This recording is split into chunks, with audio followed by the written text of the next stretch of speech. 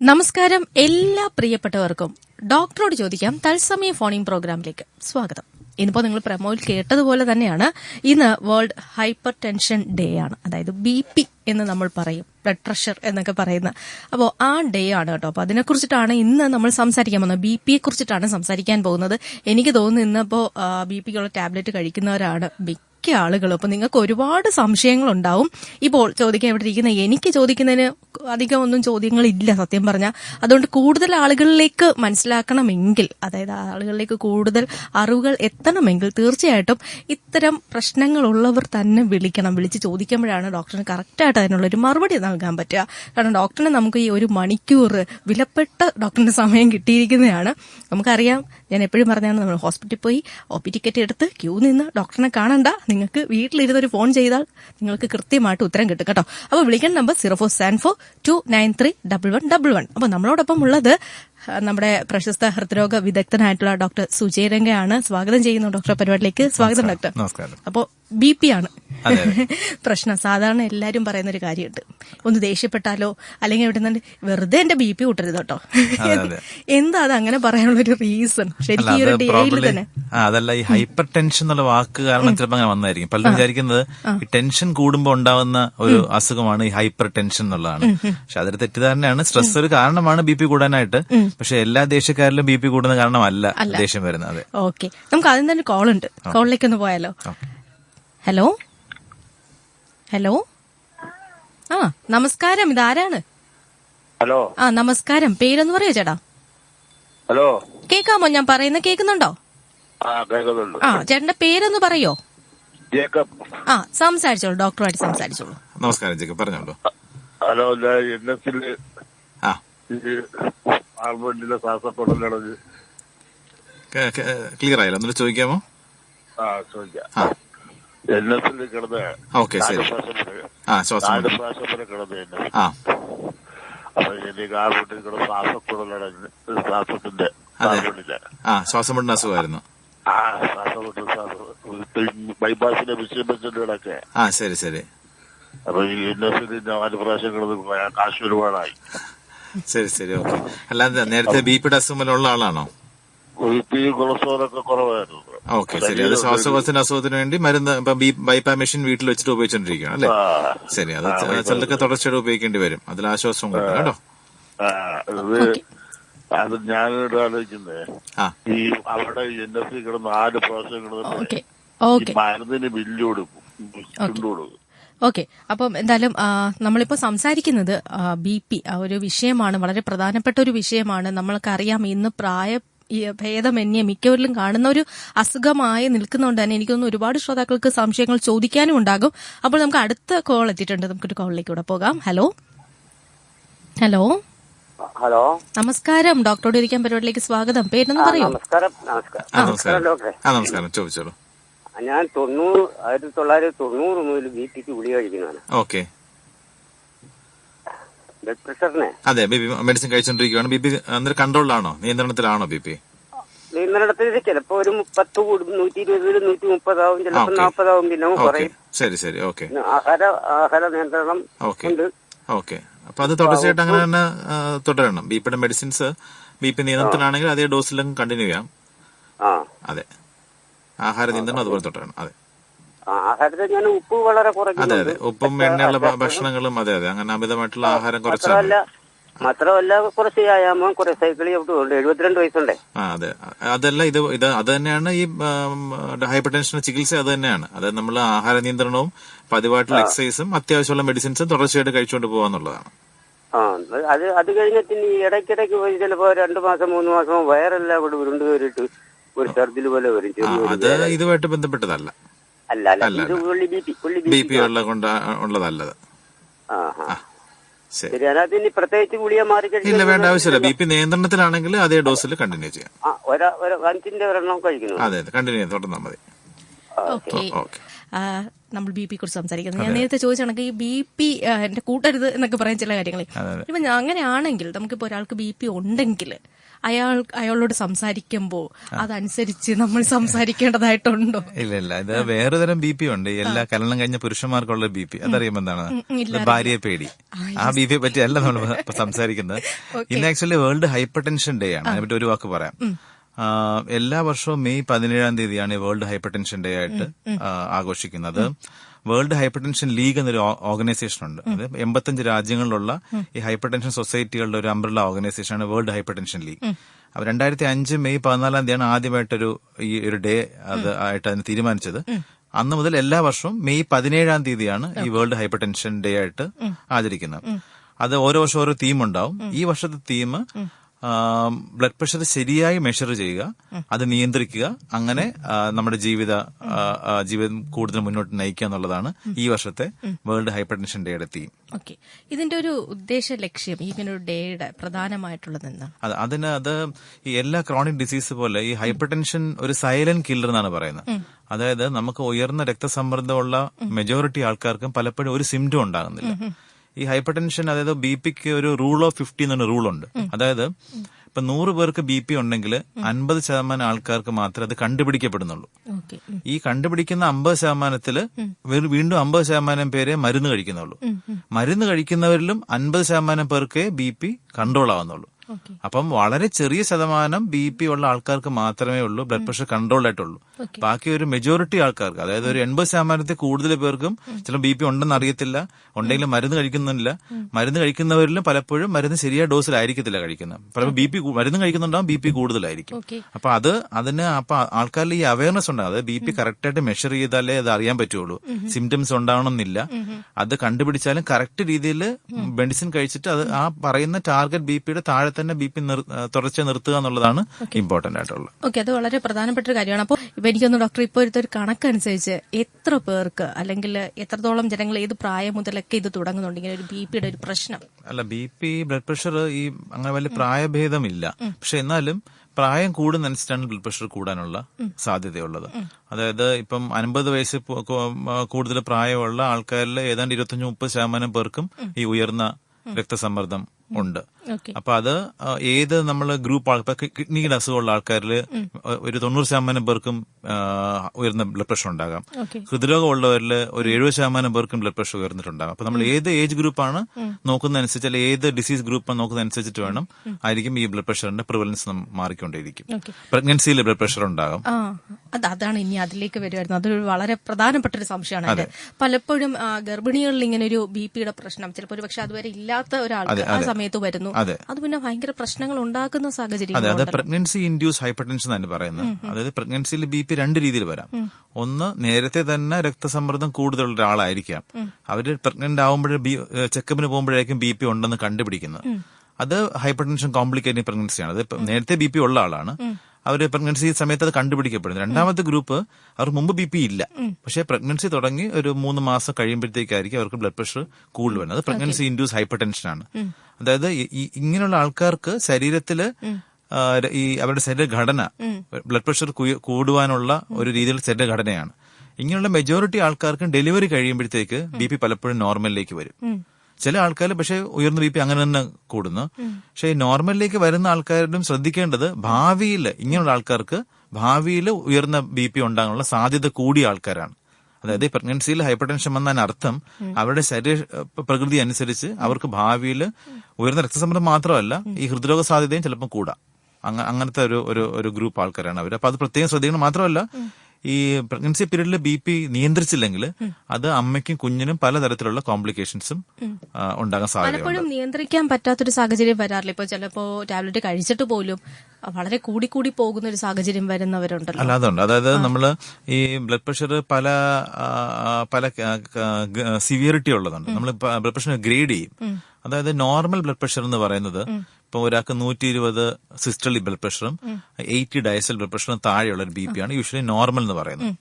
അത് ഉയർന്ന, അതായത് ചികിത്സ ആവശ്യമുള്ളത് പല സൊസൈറ്റീസിന് പല ഡെഫിനിഷനാണ്. പക്ഷെ നമ്മൾ സാധാരണ ഫോളോ ചെയ്യുന്നത് ഈ സിസ്റ്റോളിക് BP 140 മുകളിലോ ഡയസ്റ്റോളിക് BP 90 മുകളിലോ, അതായത് 140/90 മുകളിൽ BP തുടർച്ചയായിട്ട് നിൽക്കുവാണെങ്കിൽ, അതിപ്പോ ഒരു തവണ റെക്കോർഡ് ചെയ്യുമ്പോഴല്ല, 2 ആഴ്ച ഇടവേളകളിൽ 2 കൂടുതൽ തവണ നമ്മൾ നോക്കുമ്പോൾ BP 140-90 മുകളിൽ നിൽക്കുവാണെങ്കിൽ അയാൾക്ക് ഹൈപ്പർ ടെൻഷൻ എന്നുള്ള അസുഖമുണ്ട്. അതല്ലെങ്കിൽ ഇപ്പൊ ആദ്യമായിട്ട് ഒരാൾ ചെക്ക് ചെയ്യുകയാണ്, അയാളുടെ BP 160-110 മുകളിലാണെങ്കിൽ അപ്പൊ തന്നെ നമുക്കറിയാം ഇയാൾക്ക് അപ്പൊ തന്നെ ചികിത്സ തുടങ്ങേണ്ട അത്യാവശ്യമാണ്. അപ്പൊ അങ്ങനെ ഉള്ളപ്പോഴത്തേക്കാണ് നമ്മൾ ഹൈപ്പർ ടെൻഷൻ ഡയഗ്നോസ് ചെയ്യുന്നത്. അത് സ്റ്റേജ് 1 ഹൈപ്പർ ടെൻഷന് 140-160 ഇടയിലും, സ്റ്റേജ് 2 ഹൈപ്പർ ടെൻഷൻ 160 മുകളിലുമാണ്. അങ്ങനെയാണ് പല സ്റ്റേജിംഗ് ഉണ്ട്. പക്ഷെ അത് രോഗിയുടെ ചികിത്സ ഈ സ്റ്റേജ് അനുസരിച്ച് മാറും. ഓക്കെ. അല്ല, നമ്മൾ ഇപ്പൊ ഈ പറഞ്ഞു ടെൻഷൻ കൂടുതൽ ഉണ്ടാവരുത്, ചിലപ്പോൾ BP ഇങ്ങനെ നമുക്ക് കൺട്രോൾ ചെയ്യാൻ പറ്റില്ല എന്ന് നമ്മൾ പറയുന്നു ഇപ്പൊ ഡോക്ടർ. പക്ഷെ ഒരു ടെൻഷനും ഇല്ലാതിരിക്കുന്ന ഒരാൾക്ക് ടാബ്ലറ്റ് കഴിച്ചിട്ട് പോലും കൺട്രോൾ ചെയ്യാൻ പറ്റാതെ വീണ്ടും മുന്നോട്ട് പോകുന്നത് ശരീരഘടനയുടെ അതായത് ചിലർക്ക് റെസിസ്റ്റന്റ് ഹൈപ്പർ ടെൻഷൻ എന്നുള്ള അവസ്ഥയുണ്ട്. അത് പലപ്പോഴും ഉണ്ടാകുന്നത് ഈ ബ്ലഡ് പ്രഷർ കറക്റ്റ് സമയത്ത് ആദ്യമേ തന്നെ ചികിത്സിക്കാത്ത ആൾക്കാർക്കാണ് മിക്കപ്പോഴും അങ്ങനെ ഉണ്ടാവുന്നത്. ഈ വർഷങ്ങളോളം ബ്ലഡ് പ്രഷർ വളരെ ഉയർന്ന ലെവലിൽ നിൽക്കുമ്പോഴത്തേക്ക് നമ്മുടെ ശരീരത്തിൽ പല വ്യത്യാസങ്ങളുണ്ടാവുന്നു. ഇപ്പൊ നമ്മുടെ ഹൃദയത്തിലെ മസിലുകൾക്ക് കട്ടി കൂടി പോകുന്നു, നമ്മുടെ കിഡ്നിയിലെ രക്തധമനികൾ കട്ടിയാവുന്നു, കിഡ്നിയിലെ പ്രവർത്തനം തടസ്സപ്പെടുന്നു. അപ്പം ഉയർന്ന രക്തസമ്മർദ്ദത്തിലേക്ക് ബോഡി അങ്ങ് അഡ്ജസ്റ്റ് ആയി പോകും. അപ്പൊ നമ്മൾ പലപ്പോഴും മരുന്ന് കൊണ്ട് ഈ രക്തസമ്മർദ്ദം കുറയ്ക്കാൻ നോക്കിയാലും ശരീരം അതിന് അഡാപ്റ്റ് ചെയ്യത്തില്ല, അതിന് പ്രതികരിക്കത്തില്ല. കാരണം വർഷങ്ങളായിട്ട് ഹൈ BP നിൽക്കുന്നതുകൊണ്ട് ചിലപ്പോൾ പെട്ടെന്ന് ആ ബ്ലഡ് പ്രഷർ കൺട്രോളിലേക്ക് വരത്തില്ല. അങ്ങനെയുള്ള ചില ആൾക്കാർ ചിലപ്പോൾ 4-5 ടാബ്ലറ്റ്സ് കൊടുത്താലേ BP ചിലപ്പോൾ നിയന്ത്രണത്തിലേക്ക് വരത്തുള്ളൂ. അവരാണ് റെസിസ്റ്റന്റ് ഹൈപ്പർ ടെൻഷൻ എന്നുള്ള ഒരു കാറ്റഗറി ആൾക്കാരാണ്. ഇപ്പം പ്രിയ ശ്രോതാക്കൾ കേട്ടുകൊണ്ടിരിക്കുന്ന ഞാൻ ഈ ഗർഭിണികളിൽ ഉണ്ടാകുന്ന ഈ BP യെ കുറിച്ചാണ് ഞാൻ ചോദിച്ചത്. അപ്പൊ നിങ്ങളിൽ ആർക്കെങ്കിലും ഇപ്പൊ ഗർഭിണികൾ ഇത് കേൾക്കുന്നുണ്ടെങ്കിൽ നിങ്ങൾക്ക് ഒരുപാട് സംശയം കാണും. കാരണം ഇത്തരം BP പ്രോബ്ലം ഉണ്ട് എങ്കിൽ അതുമൂലം ടെൻഷൻ അടിക്കുന്ന ഒരുപാട് പേരുണ്ട്. എനിക്ക് തോന്നുന്നു അത്തരം സംശയങ്ങൾ നിങ്ങൾക്കുണ്ടെങ്കിൽ തീർച്ചയായിട്ടും ചോദിക്കാം. ഈ ടെൻഷൻ അടിച്ച് പ്രശ്നം ഉണ്ടാവണ്ടല്ലേ? അപ്പൊ ഇത് കേൾക്കുമ്പോൾ അതുകൊണ്ടാണ് നിങ്ങളിത് കേട്ടോണ്ടിരിക്കുകയാണെങ്കിൽ നിങ്ങൾക്ക് വീണ്ടും ടെൻഷനൊന്നും ആവണ്ട. കാരണം ഇതിനെല്ലാം നമ്മൾ അറിഞ്ഞിരിക്കേണ്ടതായിട്ടുള്ള കുറച്ച് കാര്യമുണ്ട്.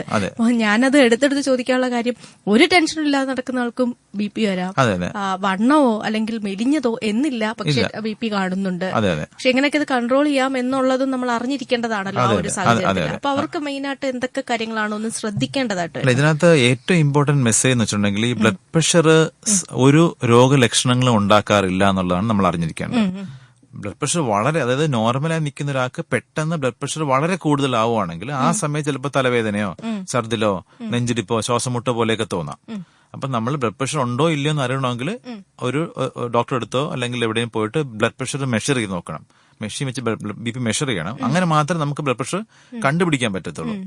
പിന്നെ ഈ ബ്ലഡ് പ്രഷർ കാരണം നമ്മുടെ ശരീരത്തിൽ ചില വ്യത്യാസം വന്നിട്ടുണ്ടോ ഇല്ലയോ എന്ന് അറിയുന്ന ചില ടെസ്റ്റുകളൊക്കെ ഉണ്ട്. ഇപ്പൊ യൂറിനിലെ പ്രോട്ടീൻ വന്നിട്ടുണ്ടോ എന്ന് നോക്കാം, അല്ലെങ്കിൽ ECG എടുത്തിട്ട് ECG വേരിയേഷൻ വന്നിട്ടുണ്ടോ എന്നുള്ളത് നോക്കാം, എക്കോകാർഡിയോഗ്രാം ടെസ്റ്റ് ചെയ്യാം. അങ്ങനെ ബ്ലഡ് പ്രഷർ കാരണം നമ്മുടെ ശരീരത്തിൽ മാറ്റങ്ങൾ വന്നിട്ടുള്ള ടെസ്റ്റുകളും ചെയ്യാൻ പറ്റും. അപ്പൊ ഇതൊക്കെ ഈ ടെസ്റ്റുകൾ അനുസരിച്ചിട്ടാണ് ഒരാൾക്ക് ബ്ലഡ് പ്രഷറിന്റെ ചികിത്സ ആവശ്യമുണ്ടോ ഇല്ലയോ നമ്മൾ തീരുമാനിക്കുന്നത്. ശരിക്കും അമ്മയ്ക്കും കുഞ്ഞിനും ദോഷമുണ്ടാക്കുന്ന ഒരു കാര്യമാണ്. അതെ അതെ അതെ അതെ പ്രഗ്നൻസിയിൽ പലപ്പോഴും നമ്മൾ ബ്ലഡ് പ്രഷർ ചിലർക്ക് ഈ കുറച്ച് ആങ്സൈറ്റി കൂടിയ സമയമാണത്. അപ്പൊ ഹോസ്പിറ്റലിൽ വരുമ്പോൾ പലർക്കും ചിലപ്പോൾ BP കൂടുതൽ കണ്ടേക്കാം. അങ്ങനെയുള്ള ആൾക്കാർക്ക് നമ്മൾ മരുന്ന് ചികിത്സ തുടങ്ങുന്നതിന് മുമ്പ് ഈ ബ്ലഡ് പ്രഷർ കറക്റ്റ് ആയിട്ട് തന്നെ ഉണ്ടോ ഇല്ലയോ എന്ന് അറിയാൻ വേണ്ടി പലപ്പോഴും ഈ വീട്ടിൽ തന്നെ ബ്ലഡ് പ്രഷർ ചെക്ക് ചെയ്യുന്ന ഈ 24 മണിക്കൂർ ബ്ലഡ് പ്രഷർ ടെസ്റ്റ് ചെയ്യുന്ന ഒരു പരിശോധനയുണ്ട്, ആംബുലേറ്ററി ബ്ലഡ് പ്രഷർ മോണിറ്ററിംഗ്. അത് ചെയ്യുമ്പോൾ നമുക്ക് കറക്റ്റ് അറിയാം ആക്ച്വലി BP കൂടുതലാണോ അല്ലയോ എന്നുള്ളത്. അതിലേക്ക് വരാം ഡോക്ടർ. നമുക്കൊരു കോൾ ഉണ്ട്. ഹലോ, നമസ്കാരം. ഡോക്ടറോട് ഇരിക്കാൻ പരിപാടിയിലേക്ക് സ്വാഗതം. ചേട്ടാ പേരൊന്ന് പറയോ? പേര് മണിയനാചാരി. സംസാരിച്ചോളൂ ഡോക്ടർ. പ്രഷറുണ്ട്, ഷുഗറുണ്ട്, കൊളസ്ട്രോൾ ഉണ്ട്. രാവിലെ വൈകിട്ട് ഒരു 2 ഗുളികയുണ്ട് കഴിക്കുന്നുണ്ട്, പ്രഷറിനുള്ള ഗുളിക. അതെ. എന്നിട്ട് BP നിയന്ത്രണത്തിലാണല്ലോ അല്ലേ? BP കൺട്രോൾ ആണോ? സാധാരണ ഡയബറ്റീസ് ഉള്ള ആൾക്കാർക്ക് BP 130-80 താഴെ തന്നെ നിർത്തണം എന്നാണ്. കുറച്ചുകൂടെ സ്ട്രിക്റ്റ് ആയിട്ട് BP കൺട്രോൾ ആക്കണം ഡയബറ്റീസ് ഉള്ളവരില്. കൺട്രോൾ ഉണ്ട്. ചില സമയം ഛർദിലും ഭയങ്കര തലവേദനയും. ആ സമയങ്ങളിൽ BP കൂടുതലാണോ? BP ഈ ദേഹം ഒരുപാട് പടപടാന്ന് അടിക്കുന്നതാണ് എനിക്ക് തോന്നുന്നു. ഓക്കെ. അതായത് ഈ പ്രഷർ കൂടുന്ന സമയത്ത് ഇതുപോലെ സിംറ്റംസ് ഉണ്ടാവാം. ബ്ലഡ് ഷുഗർ കുറഞ്ഞാലും ഇതുപോലെ ഉണ്ടാകാം. നെഞ്ചിടിപ്പും പെട്ടെന്ന് അമിതമായിട്ടുള്ള വിശപ്പും ക്ഷീണവും ഒക്കെ ഉണ്ടാകാം. അപ്പൊ ആ സമയത്ത്, അതായത് ഈ ബുദ്ധിമുട്ടുണ്ടാവുന്ന സമയത്ത് നമ്മൾ ചെക്ക് ചെയ്ത് നോക്കണം ഷുഗർ നമ്മുടേത് കുറവാണോ അല്ലയോ, അല്ലെങ്കിൽ ബ്ലഡ് പ്രഷർ നമുക്ക് കൂടി നിൽക്കുവാണോ അല്ലയോ എന്നുള്ളത് ആ സമയത്ത് നോക്കണം. ഷുഗർ സാറേ കുറവാ. ഓക്കെ. 130 ഉള്ള ഷുഗർ. ഫാസ്റ്റിംഗിൽ 130 ശരി. ഓക്കെ, കുറവാ. ഓക്കെ. അപ്പൊ ഇത് ഈ അതായത് മിക്ക ആൾക്കാർക്കും ഇത് ഒരുമിച്ച് വരും. അതായത് ഡയബറ്റീസും ബ്ലഡ് പ്രഷറും ഒക്കെ ഒരുമിച്ച് വരുന്നതാണ്. അങ്ങനെയുള്ളവർക്ക് മിക്കപ്പോഴും കൊളസ്ട്രോളും കൂടുതലുണ്ടാവും. അപ്പൊ ഇത് മൂന്നും ഒരേ രീതിയിൽ കറക്റ്റ് ആയിട്ട് കൺട്രോൾ ചെയ്യേണ്ടത് വളരെ അത്യാവശ്യമാണ്. ഗുളിക രാവിലെ വൈകിട്ട് കഴിക്കുന്നുണ്ട്. ശരി. അപ്പൊ ഗുളിക കഴിക്കുകയും വേണം, ഒരു പീരിയോഡിക് ആയിട്ട് ഇതിന് ഡോക്ടറെ കണ്ട് ചെക്കപ്പ് ചെയ്യുകയും വേണം. മാസം തോറും പോയി ഡോക്ടറെ കാണാൻ ചെക്കപ്പ് ചെയ്യും. ശരി. ഓക്കെ, ശരി. അതുപോലെ തുടർന്നാൽ മതി. ഓക്കെ, അതേപോലെ തുടർന്നാൽ മതി. നമുക്ക് കോളുണ്ട് ഡോക്ടർ, കോളിലേക്ക് പോവാം. ഹലോ. നമസ്കാരം. നമസ്കാരം ഡോക്ടർ. നമസ്കാരം, ചോദിച്ചോളൂ. പിന്നെ എനിക്കാണെങ്കിൽ 2018 ഇതുപോലെ വെരിക്കോസ് അൾസർ വന്നായിരുന്നു. അന്നേരം അതിന് മെഡിസിൻ ഒക്കെ ചെയ്ത് വാട്സപ്പ് പറഞ്ഞ ഒരു ഇഞ്ചക്ഷനാണ് വന്നത്, 10 എടുത്ത്. അന്നേരം അതിനുശേഷം പിന്നെ 2021 ആയപ്പോഴ് എനിക്ക് BP ഉണ്ട്. മറ്റേ BP ഒക്കെ നോർമലാണ്. എത്ര വയസ്സാണ്? ഉറക്കോ എത്ര വയസ്സാണ് നമുക്ക്? എനിക്ക് 52. ഓക്കെ, ശരി. അന്നേരം ഈ BP അന്നേരം ഉറക്കമൊക്കെ കുറഞ്ഞു. ഉറക്കവും BP ആയിട്ട് വല്ല ബന്ധമുണ്ട്. അതായത് നമ്മള് ഉറക്കം കുറയുമ്പോഴത്തേക്ക് ബ്ലഡ് പ്രഷർ കൂടാനുള്ള സാധ്യത കൂടുതലാണ്. തിരിച്ചും ഉണ്ടാകാം. BP ഹൈ ആയി നിൽക്കുമ്പോഴത്തേക്ക് ഉറക്കം തടസ്സപ്പെടുകയും ചെയ്യാം. അപ്പൊ അത് രണ്ടും തമ്മിൽ ബന്ധമുണ്ട്. പിന്നെ ഈ അമിത വണ്ണമുള്ള ആൾക്കാർക്ക്, ഉറക്കത്തിൽ കൂർക്കം വലിയുള്ള ആൾക്കാർക്ക് അത് കാരണം തന്നെ BP കൂടാനുള്ള ഒരു കാരണം അതാണ്. പിന്നെ സ്ത്രീകളിൽ പൊതുവെ ഈ ഒരു പ്രായം, അതായത് 50 വയസ്സൊക്കെ ആകുമ്പോഴത്തേക്കാണ് സാധാരണ ബ്ലഡ് പ്രഷർ ഉണ്ടാവുന്നത്. അത് നേരത്തെ ചെയ്ത ഈ ചികിത്സയായിട്ട് ബന്ധമില്ല അതിന്. സ്ത്രീകൾ സാധാരണ പൊതുവെ ഈ ഒരു ഏജിൽ, അതായത് മിനോപോസ് അടുപ്പിക്കുന്ന ഏജിലാണ് ഈ BP കൂടുകയും കൊളസ്ട്രോൾ കൂടുകയൊക്കെ ചെയ്യുന്നത്. അപ്പൊ ആ സമയത്താണ് പ്രത്യേകം ശ്രദ്ധിക്കേണ്ടത്. പിന്നെ ഞാനിത് പറഞ്ഞൊരു ഒരിക്കലും എനിക്ക് ഭയങ്കര വൊമിറ്റിംഗ് ഉണ്ടായി, തലച്ചുറ്റല് പോലെ വന്ന് അങ്ങനെ ഇവിടെ ആശുപത്രി അഡ്മിറ്റ് ആക്കിയത്. BP ഡോക്ടർ ചെക്ക് ചെയ്തപ്പോൾ BP ഹൈ ആണ്. അന്നേരം അതിന്റെ പിറ്റേന്നോട് ഡോക്ടർ ഒന്ന് ഒബ്സർവേഷൻ വെച്ച് പിറ്റേന്ന് ചെക്ക് ചെയ്തപ്പോഴും BP ഹൈ ആണ്, 155, 90 ആയത്. അന്നേരം അംലോങ് 5 എന്ന് പറയുന്ന ഒരു ടാബ്ലറ്റ് ആണ് കഴിച്ചോണ്ടിരുന്നത്. അതിപ്പോ അത് കഴിച്ചിട്ട് എനിക്കത് ഒട്ടും പിടിക്കത്തില്ലായിരുന്നു. അങ്ങനെ പിന്നെ വേറെ ഒരു ടാബ്ലറ്റ് ഡോക്ടർ തന്ന്, പക്ഷെ അതും പിടിക്കുന്നില്ല. പിന്നെ ഇപ്പൊ ഹോമിയോ മരുന്നാ യൂസ് ചെയ്യുന്നത്. അതുകൊണ്ട് ഇപ്പൊ നോർമലായിട്ട് ഇരിക്കുകയാണ് കേട്ടോ. കുഴപ്പമില്ല. നമുക്ക് ഏതാണ് സൂട്ടബിൾ ആ രീതിയിലുള്ള മരുന്ന് തുടരണം, തുടർച്ചയായി കഴിക്കണം എന്നാണ് അതിൽ ഏറ്റവും ഇമ്പോർട്ടന്റ് ആയിട്ടുള്ളത്. ശരി, താങ്ക് യു. ഓക്കെ, വിളിച്ചതിൽ സന്തോഷം. കേട്ടുകൊണ്ടിരിക്കുന്നത് ഡോക്ടറോട് ചോദിക്കാൻ തത്സമയ ഫോണിൻ പ്രോഗ്രാമാണ്. അപ്പോൾ വിളിക്കേണ്ട നമ്പർ 0474293111. BP യെ കുറിച്ചുള്ള നിങ്ങളുടെ സംശയങ്ങൾക്ക് വിളിക്കാവുന്നതാണ് കേട്ടോ. ഓക്കെ ഡോക്ടർ, നമ്മൾ നേരത്തെ പറഞ്ഞു വീട്ടിൽ തന്നെ നമുക്ക് BP ചെക്ക് ചെയ്യാൻ സാധിക്കുന്നു. അപ്പൊ അതിനെ കുറിച്ചിട്ടൊന്നും അത് പലപ്പോഴും അത് എല്ലാവരും അറിഞ്ഞിരിക്കേണ്ട കാര്യം. മിക്ക ആൾക്കാരുടെ വീട്ടിൽ ഇപ്പൊ ഈ BP മെഷർ ചെയ്യുന്ന ഇലക്ട്രോണിക് മെഷീൻ ഉണ്ടായിരിക്കും. അപ്പൊ നമ്മള് വീട്ടില് BP നോക്കുമ്പോഴത്തേക്ക് ശ്രദ്ധിക്കണം, ഒന്ന് ഈ മെഷീൻ ഏതാണെന്നുള്ളതാണ്. അപ്പം ഒരു വാലിഡേറ്റഡ് ആയി അപ്രൂവ്ഡ് ആയിട്ടുള്ള മെഷീനാണ് നമ്മൾ എപ്പോഴും ഉപയോഗിക്കേണ്ടത്. അത് നമുക്ക് ഇപ്പൊ ഓൺലൈൻ സെർച്ച് ചെയ്ത് അറിയാൻ പറ്റും നമ്മുടെ ഇരിക്കുന്ന മെഷീന് ഒരു അപ്രൂവ്ഡ് മെഷീൻ ആണോ അല്ലയോ എന്നുള്ളത്. പിന്നെ രണ്ടാമത്, വീട്ടിൽ BP ചെക്ക് ചെയ്യുമ്പോഴത്തേക്ക് ഐഡിയൽ സമയം എപ്പോഴാണെന്നുള്ളത്. അത് ഐഡിയലി നമ്മൾ രാവിലെ ആഹാരം കഴിക്കുന്നതിന് മുന്നേ, BPയുടെ മെഡിസിൻസ് കഴിക്കുന്നതിന് മുമ്പും വൈകുന്നേരം ആഹാരം കഴിക്കുന്നതിന് മുമ്പുമാണ് BP ഐഡിയലി ചെക്ക് ചെയ്യേണ്ടത്. നമ്മളൊരു അരമണിക്കൂറെങ്കിലും, അതായത് BP നോക്കുന്നതിന് അരമണിക്കൂറിനകത്ത് ചായയോ കോഫിയോ കുടിക്കുകയോ സ്മോക്ക് ചെയ്യുന്ന ആൾക്കാർ സ്മോക്ക് ചെയ്യുകയോ ഒന്നും ചെയ്യാൻ പാടില്ല. 5 മിനിറ്റ് ഒരു ചെയറിൽ ഇരുന്ന് റിലാക്സ് ചെയ്തിട്ട് വേണം നമ്മൾ ബ്ലഡ് പ്രഷർ ചെക്ക് ചെയ്യാൻ. നമ്മൾ ഇരിക്കുമ്പോഴത്തേക്ക് നമ്മുടെ കാൽ രണ്ടും തറ തട്ടിയിരിക്കണം, ബാക്കിൽ സപ്പോർട്ടഡ് ആയിരിക്കണം. നമ്മുടെ കൈ ഒരു ഒരു ഡെസ്കിന്റെ മുകളിൽ ഹാർട്ടിന്റെ ലെവലിൽ വെക്കണം. എന്നിട്ട് വേണം നമ്മൾ ഈ BP മെഷീന് കഫ് കെട്ടിയിട്ട് BP നോക്കാനായിട്ട്. ഈ ഓട്ടോമാറ്റിക് മെഷീൻ ഉപയോഗിക്കുമ്പോഴത്തേക്ക് അതിന്റെ കഫ് ഇൻഫ്ലേറ്റ് ആ സമയത്ത് നമ്മൾ ഒട്ടും കൈ അനക്കരുത്. കാരണം ഈ മെഷീൻ ചെയ്യുന്നത് അത് BP കാൽക്കുലേറ്റ് ചെയ്യുക ചെയ്യുന്നത്. ഓസിലോമെട്രി എന്നൊരു ടെക്നിക്ക് വഴി കാൽക്കുലേറ്റ് ചെയ്യും. അപ്പൊ നമ്മൾ കൈ അനക്കി കഴിഞ്ഞാൽ അതിന് റീഡിംഗ് തെറ്റിപ്പോകും. പിന്നെ ഇത് ഇലക്ട്രോണിക് മെഷീൻ ആയതുകൊണ്ട് നമ്മൾ 3 തവണ നോക്കിയാൽ 3 തവണ 3 ഡിഫറെന്റ് റെക്കോർഡിംഗ്സ് ആയിരിക്കും. അതായത് ചെറിയ വ്യത്യാസം കാണും, പക്ഷെ ഒരേ റെക്കോർഡിംഗ് ആയിരിക്കത്തില്ല. കാരണം അത് മെഷീൻ കാൽക്കുലേറ്റ് ചെയ്യുന്നതാണ്. അപ്പൊ എപ്പോഴും ഒന്നിൽ കൂടുതൽ റെക്കോർഡിങ്സ് എടുക്കണം. 1 മിനിറ്റ് ഇന്റർവെല്ലില് നമ്മൾ 2-3 തവണ BP നോക്കണം. നമ്മുടെ രണ്ടാമത്തെയും മൂന്നാമത്തെയും റെക്കോർഡിംഗിന്റെ ആവറേജ് ആയിരിക്കും നമ്മുടെ BP. വൈകുന്നേരം ആകുമ്പോഴത്തേക്ക് അതുപോലെ തന്നെ ചെയ്യണം. ഇപ്പൊ നമ്മൾ ചെക്ക് ചെയ്യുമ്പോൾ BP വളരെ കൂടി കാണുന്നെങ്കിൽ അത് ചിലപ്പോൾ തെറ്റായിരിക്കാം. അത് ഒന്നുകൂടെ എന്തായാലും ചെക്ക് ചെയ്യണം. പിന്നെ എപ്പോഴും ചെയ്യുന്ന ഏത് കയ്യിൽ BP നോക്കണമെന്ന് പലരും ചോദിക്കാറുണ്ട്. അപ്പം 2 കയ്യിലും BP ചിലർക്ക് വ്യത്യാസം ഉണ്ടാകാം. ഒരു 10 മില്ലിമീറ്റർ താഴെ വരെ വ്യത്യാസം ഉണ്ടാകാം. മെജോറിറ്റി ആൾക്കാർക്ക് വലത് കൈയിലാണ് BP കൂടുതലായിട്ട് റെക്കോർഡ്. കാരണം നമ്മൾ വലത് കൈയാണ് കൂടുതൽ ഉപയോഗിക്കുന്നത്. റൈറ്റ് ഹാൻഡ് അവിടെ മസിൽ മാസ് കൂടുതലാണ്. അതുകൊണ്ട് വലത് കൈയിലാണ് BP പലപ്പോഴും കൂടുതലായിട്ട് കാണുന്നത്. പക്ഷെ നമ്മൾ രക്തക്കുഴലിനകത്ത് പോയി മെഷർ ചെയ്ത ശരീരത്തിലെ എല്ലാ രക്തധമനികളിലും ഒരേ BP ആണ്. ഇത് കൈയിന്റെ സൈസ് വ്യത്യാസം കൊണ്ടാണ് അങ്ങനെ വരുന്നത്. അപ്പൊ 2 കൈയിലും നോക്കുക. നമ്മുടെ ഏത് കയ്യിലാണോ BP കൂടുതൽ അതാണ് നമ്മുടെ ബ്ലഡ് പ്രഷർ. അപ്പൊ എല്ലാ തവണ നമ്മൾ ആ സൈഡിൽ തന്നെ നോക്കണം. ഇപ്പൊ വലത് സൈഡിൽ നോക്കുമ്പോഴാണ് BP കൂടി നിൽക്കുന്നെങ്കിൽ അതാണ് നമ്മുടെ BP കറക്റ്റ്. നമ്മൾ ആ സൈഡിൽ തന്നെ എല്ലാ തവണയും BP മെഷർ ചെയ്യണം. അപ്പൊ ഒരു വ്യക്തി സാധാരണ ഒരു മനുഷ്യൻ തന്നെയാണെങ്കിൽ തന്നെയും BP എപ്പോഴൊക്കെ, അതായത് ഏത് ഒരു പ്രായം മുതൽ ചെക്ക് ചെയ്ത് തുടങ്ങണം? ഇതൊന്നും ഇല്ലെങ്കിൽ കൂടി നമ്മളൊന്ന് അറിയണമല്ലോ. അത് ഐഡിയലി നമ്മൾ പറയുന്നത് നമ്മുടെ ഫസ്റ്റ് ഹെൽത്ത് ചെക്കപ്പ് ചെയ്ത് തുടങ്ങേണ്ടത് 20 വയസ്സിലാണ്. നമ്മൾ 20 വയസ്സിൽ ചെക്ക് ചെയ്യുമ്പോഴത്തേക്ക് നമ്മുടെ എല്ലാ ടെസ്റ്റുകളും നോർമൽ ആണെങ്കിൽ എല്ലാ 5 വർഷം കൂടുന്നതോറും നമ്മൾ ചെക്ക് ചെയ്യണം. 20 വയസ്സ് നമ്മൾ ചെക്ക് ചെയ്യുമ്പോഴത്തേക്ക് എന്തെങ്കിലും കുഴപ്പമുണ്ട്, ഇപ്പൊ കൊളസ്ട്രോൾ കൂടുതലാണ്, അല്ലെ BP കൂടുതലാണ്, അല്ലെ ഷുഗർ ഉണ്ട്, അങ്ങനെയുള്ള ആൾക്കാർക്ക് എല്ലാ വർഷവും ചെക്ക് ചെയ്ത് നോക്കണം. അപ്പൊ ഫസ്റ്റ് ഹെൽത്ത് ചെക്കപ്പ് ചെയ്യേണ്ടത് 20 വയസ്സിൽ. അതിന് കാരണം നമ്മൾ ഈ ഹൃദയ രക്തധമനി രോഗങ്ങൾ, അതായത് നമ്മുടെ ദേഹത്തുള്ള രക്തധമനികളുടെ അസുഖം, യഥറോസ്ക്ലിറോസിസ് അല്ലെങ്കിൽ ബ്ലോക്ക് ഒക്കെ തുടങ്ങുന്നത് 20-30 വയസ്സിനിടയിലാണ്. അപ്പൊ ഐഡിയലി നമ്മളൊക്കെ ഇത് വരാതിരിക്കാൻ വേണ്ടി ശ്രദ്ധിക്കേണ്ട പ്രായം ഈ 20 വയസ്സ് 30 വയസ്സിനിടയിലാണ്. മെജോറിറ്റി ആൾക്കാർ ഏറ്റവും കൂടുതൽ എൻജോയ് ചെയ്യുന്നതും അല്ലെ നമ്മൾ ഒട്ടും ശ്രദ്ധിക്കാത്ത ഒരു ഏജ് ഗ്രൂപ്പ് അതാണ്. പക്ഷെ ആ ഏജ് ഗ്രൂപ്പിലാണ് നമ്മൾ ഏറ്റവും കൂടുതൽ ശ്രദ്ധിക്കേണ്ടത്. ഇന്നലെ എന്റെ ഒരു സുഹൃത്ത് വിളിച്ചു ചോദിച്ചു, 40 വയസ്സുള്ള അദ്ദേഹത്തിന് അടുത്തുള്ള ഫ്രണ്ട് പെട്ടെന്ന് കുഴഞ്ഞു മരിച്ചുപോയി. അപ്പോ നമുക്ക് എന്തെങ്കിലും ടെസ്റ്റ് ചെയ്യാനുണ്ടോ, ഇനി എന്താണ് പ്രതിരോധം ചെയ്യേണ്ടത്? അപ്പൊ മെജോറിറ്റി ആൾക്കാർക്ക് ആ ഏജ് ആകുമ്പോഴത്തേക്ക് ഓൾറെഡി ഈ രക്തക്കൊള്ളിലുള്ള അസുഖങ്ങൾ വന്നു തുടങ്ങിയിട്ടുണ്ടാവും. അപ്പൊ അതുകൊണ്ടാണ് ഫസ്റ്റ് നമ്മൾ ചെക്ക് ചെയ്യേണ്ട ഏജ് ഈ 20 വയസ്സിലാണ് നമ്മൾ ടെസ്റ്റ് ചെയ്ത് തുടങ്ങേണ്ട പ്രായം. ഓക്കെ. അപ്പൊ നമ്മളിപ്പോ നേരത്തെ പറഞ്ഞു, ഗർഭിണികളുടെ കാര്യം പറഞ്ഞപ്പോ വരാൻ സാധ്യതയുണ്ടെന്ന് ഡോക്ടർ പറഞ്ഞു. അതെ. അപ്പം അതായത് ഭാവിയിൽ ഒരു സമയത്ത് കണ്ടത് പിന്നെ മാറി, പക്ഷെ ഭാവിയിൽ വരാം. അങ്ങനെയാണെങ്കിൽ പിന്നീട് അവര് ചെയ്യേണ്ടത് എന്തൊക്കെയായിരിക്കും? അത് അവർ ചെയ്യേണ്ടത് ഇത് സപ്പോസ് ഇത് 3 മാസം സാധാരണ ഡെലിവറി കഴിഞ്ഞ് അടുത്ത ദിവസം തന്നെ പലപ്പോഴും BP നോർമലാകും. ചിലർക്ക് ഫസ്റ്റ് 3 മാസത്തിനകത്ത് തന്നെ BP നോർമലാകാം. പക്ഷെ അവരും എല്ലാ 3 മാസം ഒരിക്കലെങ്കിലും ബ്ലഡ് പ്രഷർ ചെക്ക് ചെയ്യണം. പ്രത്യേകിച്ച് അടുത്ത പ്രഗ്നൻസി ആകുമ്പോഴത്തേക്ക് എന്തായാലും നോക്കണം. അടുത്ത പ്രഗ്നൻസിയിൽ വീണ്ടും BP ഉയരാൻ സാധ്യതയുണ്ട്. സെക്കൻഡ് ഡെലിവറി കഴിഞ്ഞിട്ടായാലും പിന്നീട് ചിലർക്ക് BP അങ്ങനെ ഹൈ ആയിട്ട് തന്നെ കണ്ടിന്യൂ ചെയ്യും. പക്ഷെ മെജോറിറ്റി ആൾക്കാർക്ക് നോർമൽ ആവും. ഇവർക്ക് പിന്നീട് ഈ 40-50 നേരത്തെ പറഞ്ഞ ആ ഒരു ഏജ് ആകുമ്പോഴത്തേക്കാണ് പിന്നെ ഹൈപ്പർ ടെൻഷൻ പിന്നെയും ഉണ്ടാവാൻ പോകുന്നത്.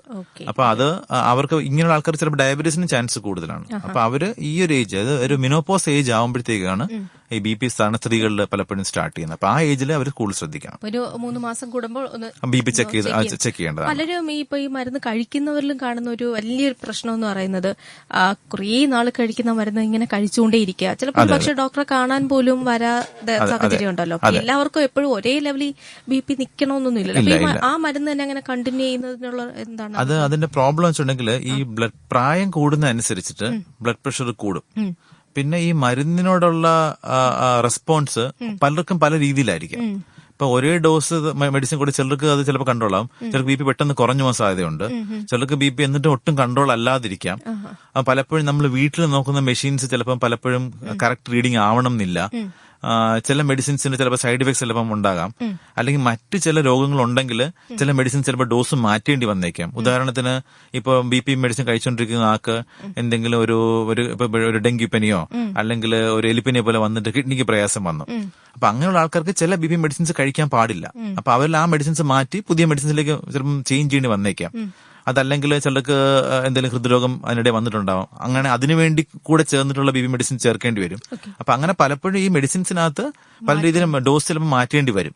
അപ്പം നമ്മൾ BP കൺട്രോൾ ചെയ്തുള്ള ഒരാളാണെങ്കിൽ അറ്റ്ലീസ്റ്റ് വർഷത്തിൽ ഒരിക്കലെങ്കിലും ഒരു ഡോക്ടറെ കണ്ടിട്ട് ഈ ചെക്കപ്പുകളൊക്കെ ചെയ്ത് നോക്കേണ്ടത് വളരെ അത്യാവശ്യമാണ്. അപ്പൊ BP ഉള്ളവർ കൃത്യമായിട്ട് മനസ്സിലാക്കുക, നിങ്ങൾക്ക് ഇപ്പൊ ചോദ്യം ചോദിക്കാനുള്ള സമയമാണ് കേട്ടോ. അപ്പൊ അതുകൊണ്ട് ഞാൻ അതേ പറഞ്ഞു, ഇപ്പൊ ഞാൻ ചോദിക്കുന്ന ചോദ്യങ്ങൾക്ക് ഒരു പരിധിയുണ്ട്. കാരണം ഈ ഒരു വിഷയമാണ്. അപ്പൊ ഇത് ഉള്ള ഒരാൾക്ക് എന്ന് പറഞ്ഞാൽ ചോദ്യങ്ങൾ വളരെ വ്യത്യസ്തമായിരിക്കാം. നിങ്ങൾ ഒരാൾ ചോദിക്കുമ്പോഴത്തേക്കും അത് കേട്ടുകൊണ്ടിരിക്കുന്ന അടുത്ത ആൾക്ക് മറ്റൊരു ചോദ്യം ഉണ്ടാവും. അതുകൊണ്ട് തീർച്ചയായും നമ്മുടെ ശ്രോതാക്കൾ വിളിക്കുക കേട്ടോ ഈ വിഷയത്തിൽ തന്നെ. ഇപ്പൊ വിളിക്കാൻ നമ്പർ 0474293111. ഓക്കെ, നമുക്ക് ഇനി ഒരു അരമണിക്കൂറോളം സമയമുണ്ട്. അപ്പൊ ഡോക്ടർ, ഈ BPയുടെ കാര്യം പറയുമ്പോൾ പലപ്പോഴും ആളുകൾ ഈ ഭക്ഷണ കാര്യങ്ങളിലേക്ക് പോകും. ഇന്ന ഭക്ഷണം കൊണ്ടാണ് BP വന്നത്, അതങ്ങ് മാറ്റിയാ മതി എന്ന് നമ്മൾ സ്വയം തന്നെ നമ്മൾ ചികിത്സിക്കുന്ന ഒരു രീതിയുണ്ട് അല്ലെ, അല്ലെങ്കിൽ മരുന്ന് കണ്ടുപിടിക്കുന്നു. അതെ ഇപ്പൊ സോഷ്യൽ മീഡിയയുടെ ഏജ് ആയതുകൊണ്ട് പലർക്കും ഈ വാട്സാപ്പ് യൂണിവേഴ്സിറ്റി എന്നുള്ള ആണ് കൂടുതൽ ആൾക്കാര് വിശ്വസിക്കാൻ താല്പര്യപ്പെടുന്നത്. അപ്പം പലപ്പോഴും ചോദിക്കും ചിലര് നമ്മള് ചില ഇലയൊക്കെ ഇട്ടിട്ട് വെള്ളം കുടിക്കാൻ പറ്റുമോ ഇല്ലയോ.